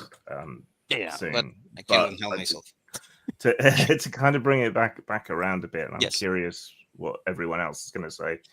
So yeah, I wrote AFM as a reaction to the way in which the new edition of Vampire was self-censoring in a way that I felt the old version of Vampire never would have, right? And I think the Satanic Panic looms large in so many gamers' heads, older gamers, I guess, that it made a lot of us very kind of rabidly anti-censorship. That's fair. In a way that still carries on. But then I look at what is going on in games, the sort of family friendlification of them, the way Vampire neutered itself, the way D&D is constantly reacting to every slight controversy by completely bending backwards to accommodate anything that might upset anybody. Yeah, because of my experiences and everything I saw back then, I find that unacceptable to a large degree. But the younger gamer crowd don't have that same formative experience, and they're often the ones calling for censorship. And I see that in the same context, as part of the same continuum as the Satanic Panic, the Vampire Panic, Jack Thompson and video games are murder simulators, and going back the other way, Wortham and the Comics Code, or the Hollywood Film Code, Hayes Code, was it?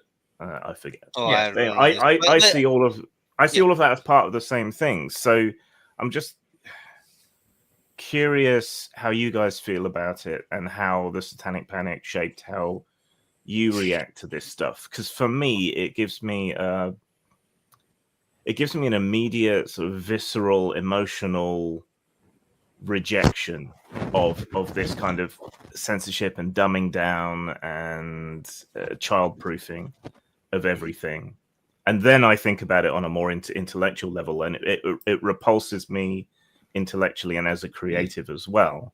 And I know you guys are into other things like the metal scene and so on, which has suffered from this as well. So I'm just kind of curious what the shadow of the Satanic Panic does to your thinking, and how you see these things in other areas. I guess it's a very sort of vague question, but I'm genuinely interested. In order of squares, Tenebrae, what? I always want to fight back. I mean, I don't know if it's like, the angsty part of me, but no, I push back against censorship. I think that you should be allowed to say what you want to, say, do what you want to do within reason, obviously. Mm-hmm. Harm principle is what Grim calls it. As long as you don't come to a point where you're harming people with your... Well, exactly. I mean, like medical misinformation, for example, as an example Grim likes to use, like where if you're giving bad advice about vaccines and people getting hurt because of that, then censorship would come into play because you're harming people. But anyway, sorry, didn't want to... No, exactly. So I do notice it in the RPG realm. I'd say probably part of the reason why I kind of push back against 5th edition, because both Vampire and D&D, because it just seems, I don't know, desaturated. My friends call it kiddie D&D. It's for kindergarten, because it's just, it's first, introducing like your 5-year-old to play D&D, but that's not the games that my friends play. We want to play a game. We want to be grim dark. I know that's just a a term that 40K uses, but whatever game we use, Yeah. that balls to the wall. What was the term that mud something? What was the when something like overly gritty and like you're going through the mud, or what was It's the probably Mudcore or something like mudcore? that. Yeah, that was funny. Yeah. I don't remember if it was like supposed to be like someone who was for or against that, but mud. So it was kind of a funny term anyway. Yeah, but yeah. Piper, what do you? I mean, you've read some comic books from like people who've. What was it? The guy who made the Fast for Love of the Damned or something, which is a super Oh, gory, yeah. explicit comic, and I think you made a miniature of one of the early characters, which is kind of like they always that artist always drawing like Wolverine like characters just to show what the claws would actually do to Oh, people I'm if like, used. I'm sitting here like, what the fuck is he talking about? I made I made a conversion of that character Grips, which was a Tim Vigil character. He did the Foss thing. I never looked at the Foss comics. That wasn't really my thing. Okay. But whatever the case is, like if you want to ask me about how I feel about censorship. Censorship is bullshit. It is the death of creativity. I am 100% in lockstep with what you guys feel about, look, I don't have to agree with you. You have the right to say what you want. And honestly, if you are a fucking asshole who puts out a point of view that I find morally repugnant, or just like, look, I don't want to fucking support you, then don't. But there's no place in creativity for people to say you don't have the right to say what you want. And the hypocrisy of drive-through RPG makes me not shop there. Even though I personally am a liberal person, I do not agree with the okay, because I'm liberal, therefore anyone who disagrees with me has no voice. That is fucking bullshit. And I'm in America right and it's now. not, Okay, and it's not like it's not the mainstream liberal stance, but it's just in our hobby for some reason. well, it's not just the hobby, man. It's like it's fucking popular culture. And again, I stress, I'm in America in 2025. This is not the fucking way that I wanted things to go. Okay, this is not. I am not happy about the way things are, and I'm not happy about the current establishment, and I'm also not happy about the pushback, which is like, I don't know, man. Like, I again, without you could do an entire video on this, Bruno, and I would be completely happy to be part of that. But like, Neil Gaiman's been in the news recently, and whether he did what he did or not, the point is, I read a post from somebody who put something up on Twitter that was like, hey, don't know what I need to do with my Neil Gaiman stuff now. And this was really early in the whole controversy. And I'm like, what do you mean? What, you don't know what to do? Like, should I throw it out? Should I do this? Should I donate it? Why are you It's asking people like that? Why? First of all, don't make it all about you fucking asshole. Like, if you don't like Neil Gaiman, then do whatever the fuck you want with that shit. Yeah, just a quick side note. One thing I thought was really disrespectful. People thought they were being pure and moral, but I thought it was real disrespectful and in bad taste. They were literally asking like, "Oh, what do you think that means about Terry Pratchett?" Or "Oh, is that okay?" And I was like, "You fuckers! Like the guy, like he's dead. You're talking shit with any base. Like, what? Because they wrote a book together? Because they correspond? Like." It, all of us, statistically, the horrible reality is all of us have probably hung out with a predator, and predators will test out the waters, and like if they see that you're not like them, they're not gonna tell you shit. They're not gonna like reveal themselves. So I guess as a capitalist, I'll speak with my money or something. So yeah, if you want Lovecraft to is take a dead. So all the stand, racist stuff that Lovecraft put in, he's not getting money from it anymore. So I can No. read it and understand. Okay, Lovecraft was a racist dude. This is really not a way to describe black people. It's not okay. But he also like changed the face of horror literature and horror and all. And there's something to be said about like the history of this literature and like just it's a good read. And like so I think where we struggle a lot as a hobby specific to tabletop role playing games is that and I guess after, if anyone wants to wrap, this is my wrapping up. I'm not adding anything after if you guys want to go at something, but it's just the acknowledgement of stuff without necessarily throwing the baby with the bathwater. For example, there's an old D&D book, and I don't know if everyone will agree with me, but the way that they describe orcs is, I'm sure accidentally, very unfortunate. Because if I was an editor, I would be like, dude, you can't describe this skin tone in orcs as being disgusting, because like that's not okay. Because it happens to you're describing things that like this kind of skin tone, like people have that kind of skin tone. You can't describe it this negative. Like there's things that I would be as an editor, I'd be like, you're gonna change it. Maybe you didn't mean to, but although in 2025 I would be really like, but some white nerds in the 70s who probably didn't have any black friends, that didn't think it through, or they didn't make that connection in their heads or whatever, and we can acknowledge like this is unfortunate. This kind of ignorant the way it was written too. I'm not saying they were ignorant people. I'm just saying what was written. It's ignorant in the lack of consideration for people who exist, and the way that they might feel if they read it, which but you don't have to. It doesn't have to mean that people who wrote that were awful people. Maybe they were just like white nerds were isolated in a community, and like it didn't even cross their minds, and all that stuff. And or look, I don't know. Maybe someone at some point wrote something and they really had views which okay, but you can still like kind of okay. I'm gonna give an example. Superman. Like no one would say Superman stands for racism and intolerance and whatever, but there's literally during World War II, there's a cover of Superman encouraging you to slap a person. I'm not gonna use the slang, but of Japanese heritage. So there's lots of Japanese Americans who are being mistreated in the U.S. and Canada during World War II through no fault of their own. And Superman's outright telling you like, okay, slap a Japanese person, not okay. But then you kind of go like, okay, does that mean now that Superman represents racism and intolerance and blaming people for what like the original country of their family is? No, you understand this is a moment in time where people didn't know better. It doesn't mean that this is what this product represents.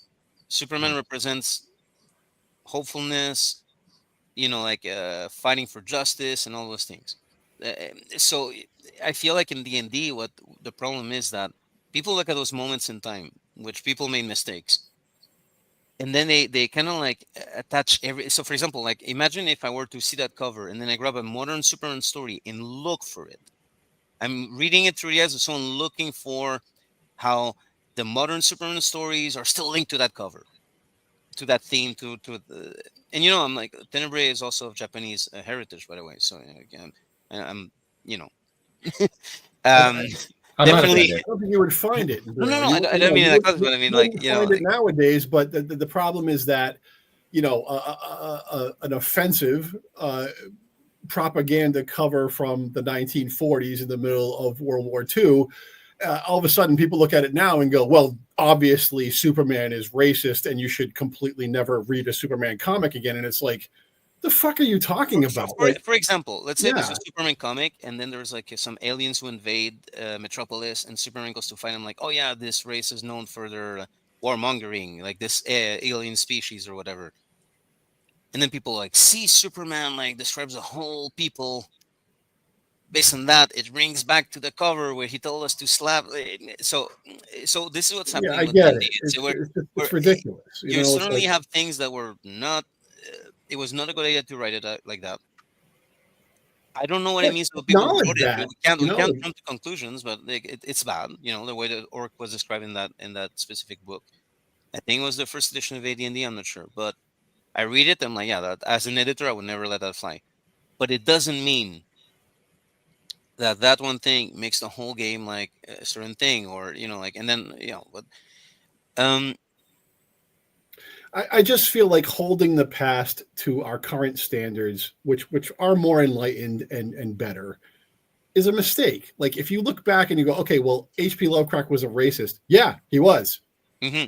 Absolutely, yeah, absolutely, he was. Horror because of the horror of the outsider and the otherness. Sure, absolutely. And when you read his stories, you should have that in mind and go, you know what? I don't agree with this bullshit, but this is the story that he wrote at the time. And either I like it or I don't. And you can feel free to criticize it. And I would not want. He didn't do anything worthwhile, and like because he held those views. But now imagine if people were like, this H.P. Lovecraft book needs to be edited. Yeah, right. No. and then it's kind of like, And but that was in H.P. the book that was Lovecraft written. is a niche writer that, not so much niche anymore. Everybody's really knows who he is at Yeah. this point. But they're talking about editing Mark Twain. They're talking about editing like mains Yeah, but then and you that's the should point. absolutely have the conversation that this is not okay, and this Exactly. is, Yes. Have yeah, the conversation. Be aware of it. But sure, it's kind of like, for example, um, Bridgerton. Okay, so you have like people from different backgrounds who, yeah, I know, but who in that society would not be accepted at all. Bridgerton avoids the reality of racism back in the era and the colonialism and all that. Well, in this case, I can say legitimately. No, it's escapism. It's fine. But now imagine if every single movie now ignores the realities, even a serious drama or something, ignores the realities. And then it's like, okay, well, you're doing a disservice to the people who suffered. You're doing a disservice to acknowledging the ignorance and racism. So you cannot, it kind of does this full circle into being problematic now, in my opinion. But what was supposed to be inclusive now becomes like, so you're really not gonna acknowledge that the British, sorry, Grim, British Army did this back then, and now you just like people who would have been like, taken advantage of, or not part of the British Empire in your story. Okay, like and again, like all countries did stuff. I'm not like, Yeah. um, And we were probably the least bad empire, which when you consider some of the horrible shit we got up to is yeah. it's shock. I mean, the Belgians, man. Oh yeah, but okay. Anyway, now we're really getting off track. But and I guess for us, and I think this is interesting because now we ended up talking about Satanic Panic, and now we're ending up in kind of like the self censorship of the hobby, and I think that it shows kind of the timeline of things and how older players kind of feel about it and all that. And the thing is that these are conversations that need to be had, but they need to be had like without mischaracterizing what people are saying. And that's the problem. So, for example, in Spain and other places in Europe, those like robes that the KKK wears and everything. Like, so these are traditional like things in religion. In Spain, for example, people wear those, and it has nothing to do with the KKK. Capirote. I don't remember it now, but Spanish stores, when there are stores and everything, they have to put a sign. This is not KKK. Now this is the conversation. Like, what if like an American goes, no matter what ethnicity, they go to Spain and go, oh, this makes me uncomfortable because this is reminding me of this bad experience that I have with this imagery. And then that's kind of like the argument. So some people look at D&D now and there's things that they see and there's, okay, this reminds me of this other thing. And now it kind of becomes a conversation of like, okay, to what point do people have to understand this wasn't what it was, even though to you, of course, you see this and it means this. Do Buddhist temples have to start removing certain symbols because of how the Germans use them? Like so. You see the same thing with Krampus and Black Peter, because Yeah, people Black think Peter. it's blackface and they don't understand that it's a tradition that has nothing to do with that. Yeah. I think the problem is holding older things, artistic creations, traditions, whatever, to the standards of today, which you move on and you realize that, hey, listen, this is not cool anymore. This is not like something that we should be doing. But you can't go back and like change somebody's work. Like republishing Huckleberry Finn where it doesn't include the N word, and you have something completely different is not Huckleberry Finn. And again, I'm not a fan of the N word. I'm not saying that we should be doing that. But I think if it's public domain and someone wants to publish a version, they say at the beginning, this is an edited version. Yeah, you should absolutely do that. Like if you want to put the edited version out, say that it's an edited version. Don't just like put it out like, oh, this is what Mark Twain. He didn't. It was a different time, and have the fucking conversation. Like, okay, yeah, he wrote this, and yes, this is a super offensive today. Why did he write this? That's only like going to increase people's education about what was going on at the time. It's not going to fucking brush it under the rug and be like, yeah, it never happened.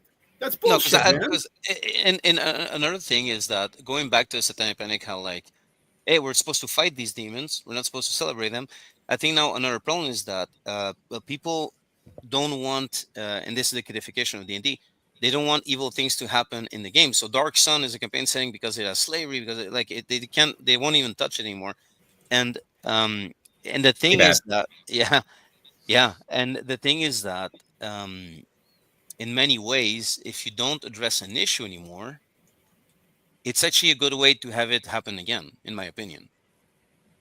If you don't acknowledge something, it's like I don't think any parent should look at their kid and if they have a son, for example, like, I'm not gonna talk about consent and stuff like that, like I'm just not gonna bring it up. No, you should definitely have conversations about it. Like, hey, someone says no, don't, like, don't insist. And so you can't do that like with like, so in D&D it's almost like, oh, why would you include a dungeon with stairs? What if someone wants to play a character with a wheelchair? And then it's like, well, if the tower is owned by the bad guy and the bad guy knows that one of the heroes has a wheelchair, not only are there going to be stairs, but if there's not a stair, if it's a ramp, okay, I'm actually like, definitely going to be a trap. I feel like we've been riding roughshod over Tenebrae a bit. Was there No. anything else? You want to comment on anything we've been ranting about? Tenebrae, shut this one out. I don't believe in the whole cancel culture thing. If you don't like something, don't buy it, and move on. To be fair, like people like do the same thing with music. They're like, oh, certain bands, they're problematic in the metal scene, in the goth scene, blah blah. And then these same people, for example, they were like, they will listen to allegedly Bowie, who supposedly slept with underage women, but David Bowie, supposedly, allegedly. Oh no. But these people are still going to support this band, but they're going to tell you can't listen to this band because of the exact same thing. I'm like, well, what's the difference? You're doing the exact same thing. It's either none of us listen to any of this stuff because it's going to offend somebody, or just listen to music and keep it separated from the actual situation, the artists themselves. This kind of boils down to, like, at some point, like, we gotta live our lives, we gotta, like, enjoy stuff, if we do know, like, and I don't want to get too much into it, but, like, as a Canadian right now, there's a lot of, like, if I can buy products that are not American, if I have an alternative to an American product, I'll for sure put my dollars elsewhere, which again is, this is another debate, and I'm sure Karim disagrees with me on that one, at least on some level. This is why I'm a capitalist, because I think it's out of control. I think there needs to be, like, some balance to it. I'm just admiring your dark gothic maple cap. Yes, yeah. But so I am someone who believes in putting money where my beliefs are, and all that. Like, for example, right now I don't like the current president of the U.S. and what he's saying about Canada and all that. So I'm going to avoid as much as I can. I don't fully like, there are places where I do spend on American products, like comic books are American, so I'm not pretending to be like this, but it does remind me of a story that happened to me many, many years ago when I was still a young man going out, and I went to this pizza place open after 3 a.m. in Montreal, and I ordered, like, a pizza with chicken. And there was this bunch of hipsters, because that was the thing back then, who are sitting at a table, and I hear this girl kind of go, and when people, like, think you're deaf or something, and she goes, yeah, because you need chicken in a pizza for it to be good. And they were, like, having their vegan pizzas, I guess, or vegetarian pizzas, I don't know which one, but they didn't have meats on their pizza. I turned around and I just looked at the girl, and I was like, hey, you know what, that Coke you're drinking, like, Coca-Cola is taking water away from Indian villages right now. And then the owner, who was either Indian or Bangladeshi or from somewhere around that area, was like, wait, what was that? And he was, like, really interested. And they completely brushed me off, and they're all white. So am I. But, my point is kind of like, but the guy, like, was like, wait, what was that? And he was interested. So they thought they were on this moral superiority thing. In the meantime, like, so we're all going to spend money on things that are not exactly what we'd wish, but we can't live life. Like, it's impossible to live life and, like, never giving money, I guess, to someone that we wouldn't necessarily agree with, but at some point we gotta live our lives too, and it's just one of those things, like, geez, like, let people live. Like, if someone finds joy in this story or this product, and then okay, the creators are not the best people, but this is just someone trying to live their life. Maybe for whatever reason, the story they wrote like is making them feel better about life and themselves, or whatever, escapism, or just a meaning. Or don't go after them. Maybe someone just wanted to create a game, and like, okay, you don't agree with them and everything, but like, go maybe after what they did. Don't go after the stuff they made, unless it's connected very directly. But Yeah, I mean, I guess, look. I guess this is where the legal system should not make it about like what we do. It should do its job, and then if the legal system doesn't even enter the equation, maybe that means just step back and let it be. Like, well, not necessarily always, but So I'm not a Michael Jackson fan. Okay, but Michael Jackson is the fucking king of pop. Like, there's no doubt about that. O.J. Simpson, okay, most likely murdered 2 people and is a horrible person, but he's probably one of the greatest running backs in NFL history. And I don't even fucking like football. Yeah. My whole point is that people can be more than one thing. And if they do something horrible, they should be held to account for the shitty things they do. But because they do something horrible, it doesn't negate anything that they do that is positive.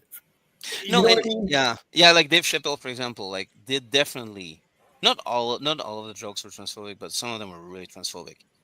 But then when people go, "Oh, Dave Chappelle isn't even funny anyway," like, excuse you, Dave Chappelle is hilarious, but he also said some transphobic shit.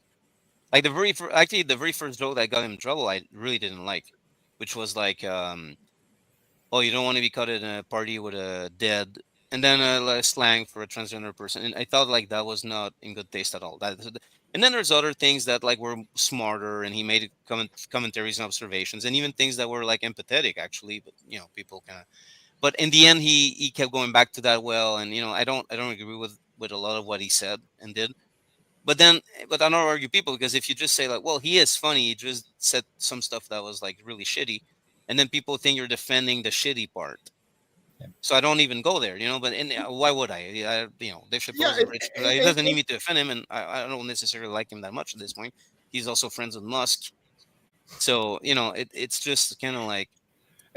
And to be clear, I have mentioned Michael Jackson and fucking O.J. Simpson on this video, and I'm not defending the shitty shit they did. It didn't sound like you were, no. Yeah. I'm not saying that they are good people for the shit that they did. Yeah. I'm saying they did other things.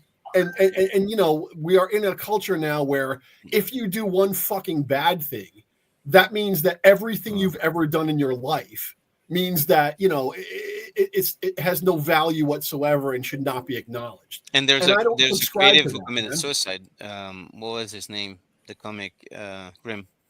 Pisco. Ed Pisco.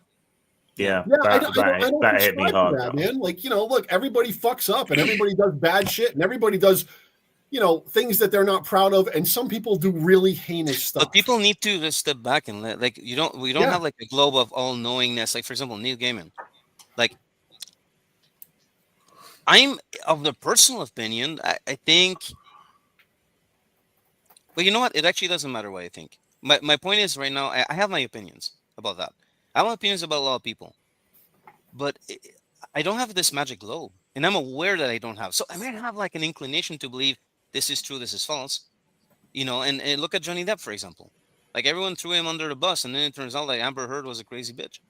And it's a horrible person, but when people are looking for something, they'll see it. And this is same with the Satanic Panic, right? But I'm trying to bridge. I'm pretending that the bridger.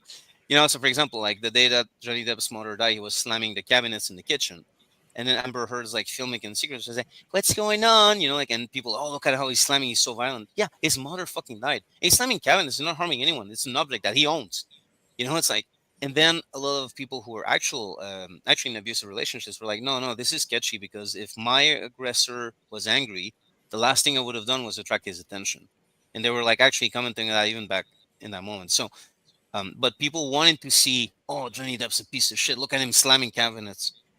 It does all tie together. It's not that much of a wild tangent to have gone off on this stuff, because it is like I described it. It's all part of the same continuum. There's a thorough If line there, and that's human behavior, and it remains. yeah, it's like, so the Satanic Panic, everyone was looking for occult and satanic behavior, and because they were looking for it, they saw it even where it didn't exist. And the same thing has happened with every other moral panic you want to talk about. If you're looking for sexism, you'll find it. If you're looking for racism, you'll find it, whether it's there or not. Yeah, and these days, yeah, like, if you're looking for racism, all you need to do is join the Republican Party. Well, yeah, some places it's easier than others, I know but it's just the I'm other, tired. I'm tired.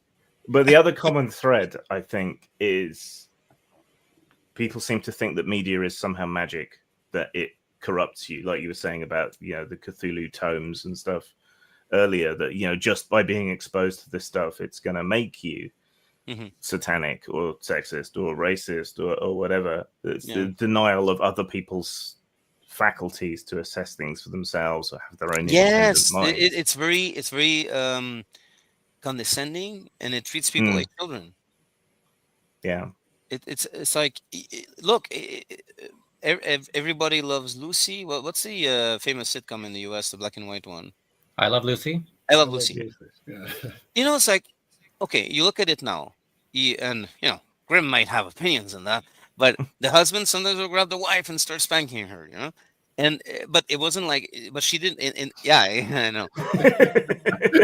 Grimm is a naughty We need boy. to get back to those days. Yeah. No, Recreational but spanking's good. But now there's a laugh track and everything. But in the context of this is not like two adults consenting to have some kinky fun. In the context of it, she's like, no. And she makes it, of course, she looks funny because it's a comedy. And back then, that was funny. So the guy's legit grabbing her and spanking her because he's angry with her. She's like, no. You know, like, and they make it for play. But in actuality, I would say, like, that's, from my modern perspective, that's not okay. If you're not happy with your wife, you don't grab her and spank her out of anger. Like, look, if it's a bedroom, you're both having fun, do whatever you want. But in this context, it is, by my view of the world in 2025, by my perspective, it is abusive. No, doesn't mean that if I'm watching I Love Lucy, I'm unable to recognize that that was just how people understood the world. They weren't perfect. They were just part of the society they were in. And it's also like the first time, I think it's the first time you saw a white woman with a Latino man. And it was actually really progressive for that time. And then you have a choice to make. Can you recognize what it has aged poorly, but still recognize the good it did? Kind of like a Pooh in The Simpsons as well, where, okay, now we've come to, the show lasted so long, we've come to a point where, like, okay, let's discuss a poop. You know, people did discuss a poo and all that. And, but in the beginning, it was like, wow, look, there's an Indian character in this show, you know? Now he's voiced by a white guy who's imitating the accent. That's a whole other conversation, but, and it needs to be had, and, you know, like, people will say what they have to say. But yeah, it's just like, can we understand that if something moves forward from where it was at that moment, it could actually still be a progressive thing if you understand the context of the time it was in. And it doesn't mean that this is okay, this aspect, but it also doesn't mean it wasn't a progressive product back then. It doesn't make I Love Lucy a conservative sitcom. No. You know, like, so I mean, I don't think- necessarily want to frame it in conservative and progressive. I don't necessarily want to frame it like that, but you know what I mean, right? Like, yeah, I think we also have to be aware that I think these days most people looking back can recognize that the Satanic Panic was nonsense. It was overblown. It was a form of religious hysteria, and there was never any substance to it. And so you can look back at that and say, yeah, that was ridiculous. Yeah. But then they think their shit doesn't stink too.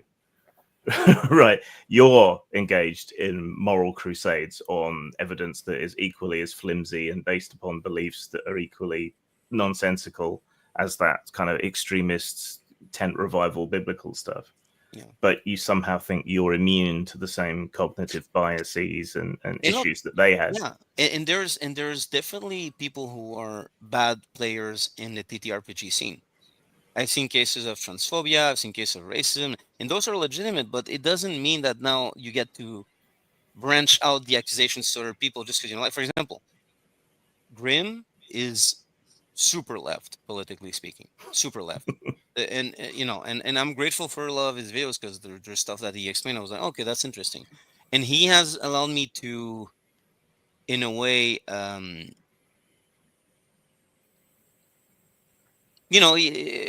funnily enough, Grimm has kept me very left on certain topics where I might have maybe swayed more into centrism, like through his videos, and someone accused him of being alt-right in a shitty video. And if you for a second look at his videos or read the things, and I don't agree with Grimm on everything. I just want to be clear on this, and I'm not going to start like, What? oh, this is where I disagree. Yeah. So there's things where I disagree. How dare you, Tenebrae sir? was jumping to defend Grimm there. The sunglasses gang.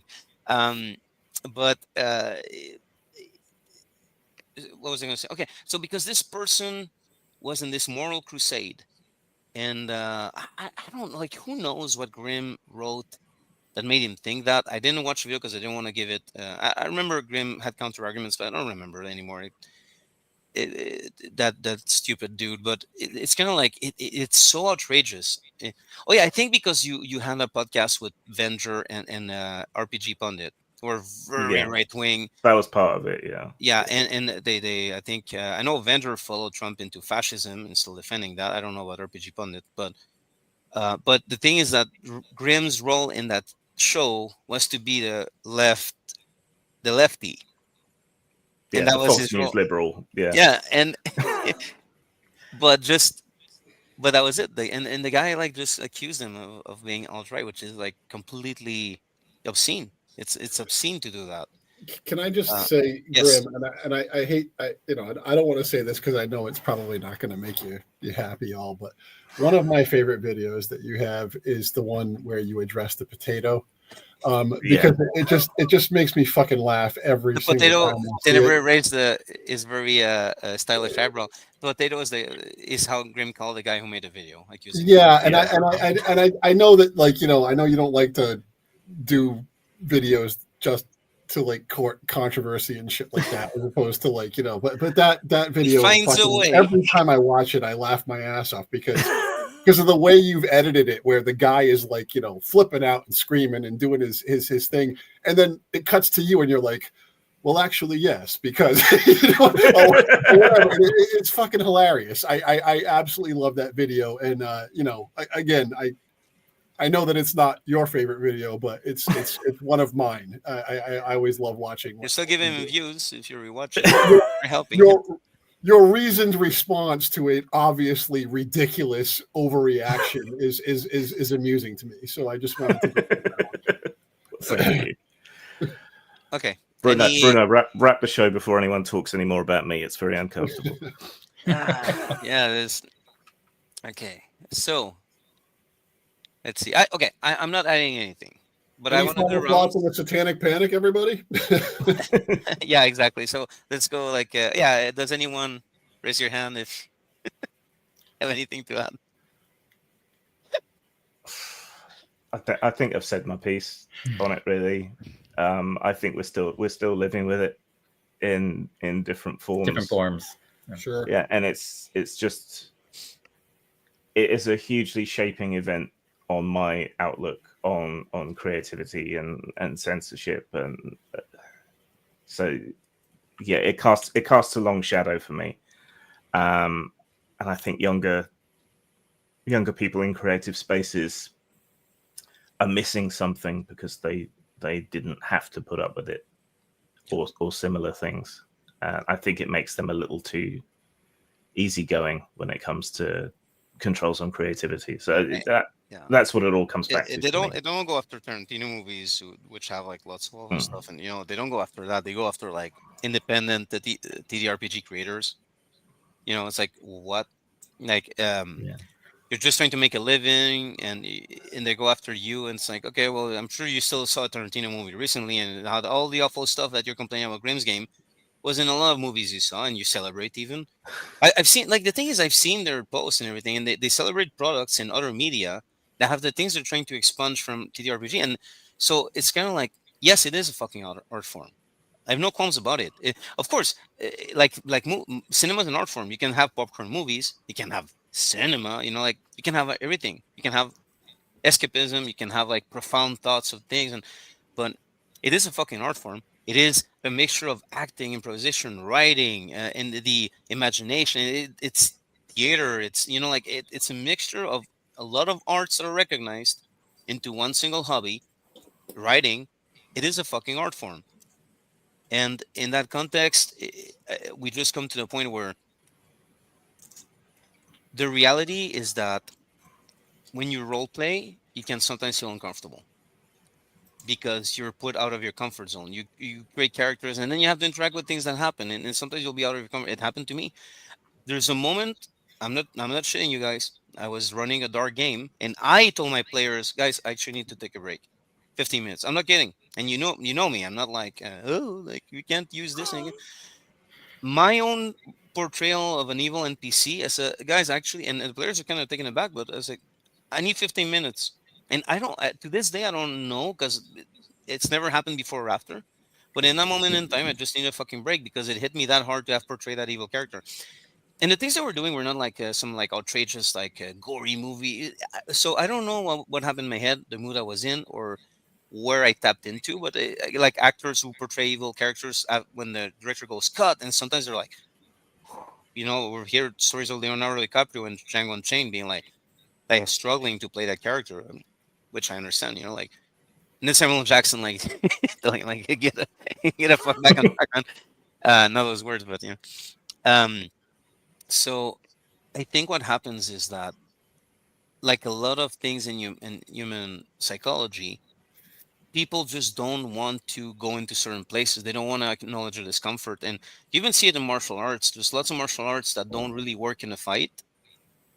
They can still be a beautiful art form or expression of the body, or they can have a cultural significance or historical significance, but they don't work in a fight. And Aikido, come at me, internet, and And yeah, Aikido has a few moves that can work, but it's like you have to cherry pick so much that it's not worth going years into the art. You just like yeah. But you can maybe learn a few wrist locks that are really nasty and BJ they can apply to Brazilian Jiu-Jitsu after and whatever. But um but still to this day, even though MMA exists, this is like literally a scientific proving ground for what works or not in fights. People will still argue that they're like Aikido could totally work. It's just everyone who ever tried to spar an MMA fighter that just did it wrong. Like even though they were previously proven by this master and that and had all the qualifications, but once they tested and didn't work, oh no, yeah, but he's not a good representative. But a month ago you said he was. So it's just like there's people that okay, why is that? Because the guy likes to have a black belt around him and he likes to believe things. And then if he spars someone and gets leg kicked and it hurts, they don't like it. They don't want to address it. So they reject it. And this is a physical manifestation in its human nature. Like, like this makes me uncomfortable. I just want to stay in that zone where I thought I was so cool doing my kata in the air and having a black belt for it. And then I went to spar and someone started kicking my leg and it hurt. And I don't want to experience that, but I still want to believe that. So people who play games, like if they tap into something uncomfortable, then there's people like, and look, if someone goes, I don't like sparring, I'm not going to do it again. Cool. But don't pretend that what you're doing is like the ultimate form of combat. And then it's kind of like the same with role playing games. Like if you don't like playing that, and this kind of goes with Angry Piper, right? And don't complain when other people like sparring. Exactly. It's just yeah. So imagine. So what's happening? What's wild is what's happening in the TTRPG scene right now. It's as if I was sparring in the MMA gym I go to. If I was sparring one day, we're like hitting. We're not trying to knock each other out. We're not trying to get brain damage, but we'll tap each other on the face and go harder on the body. And then like someone like a group of people came in, like you can't do that. You know what? When I got kicked in the leg, it hurt and I felt really bad, and I don't want you to do this. It's like, but dude, you came here. You're doing, and also, yeah, but you're not keeping it private. You posted a video the other day telling people how to kick people in the legs when you're sparring. And I don't like that I got kicked in the leg, so I don't want you to post it. And so it's like, but and to me, there's a thorough line between that and safety tools and role playing games. Yeah. And it's kind of like, why would you hurt your training partner? Why would you make him feel pain? Well, because we actually want to be exposed to that discomfort because it actually gives us something in return. So, for example, an ability to withstand pain, to learn how to fight better. Blah, blah. Role playing games, we explore this dark subject matter. It gave us something in return. Like, and we don't need to justify art all the time, like whatever it was. hell, maybe an appreciation for how easy our lives are compared to this grim dark world, even if, or, and I think the Satanic Panic was truly a bunch of people like you can't do this, yeah, and it's like, yeah, we fucking can.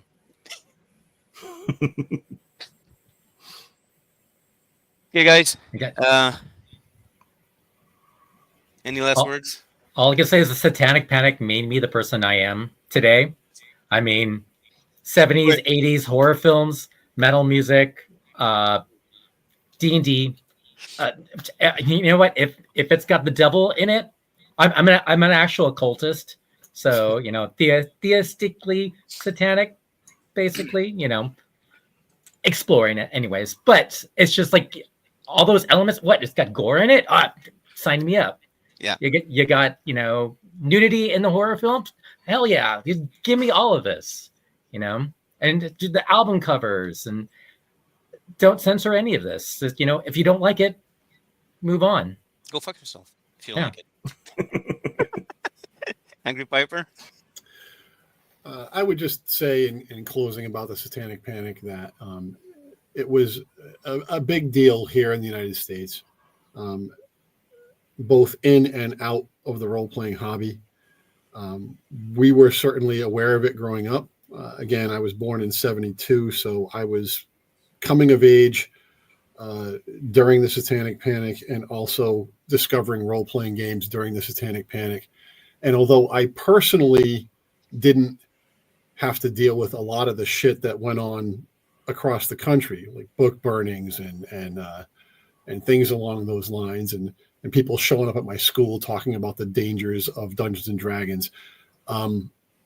Where I lived was apparently a bit more liberal, and people didn't seem to give a shit about that kind of thing. We were certainly aware of it, and it continued, well into the 90s.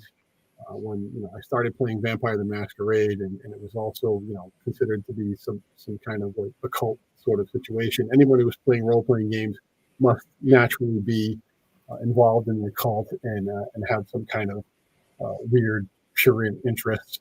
It was one of those things that we went through, and I do think that it served to inhibit creativity. Certainly was a big thing, a big proponent of censorship and stuff like that. And it's tough to look at that and not realize what its influence was. I had somebody recently in my family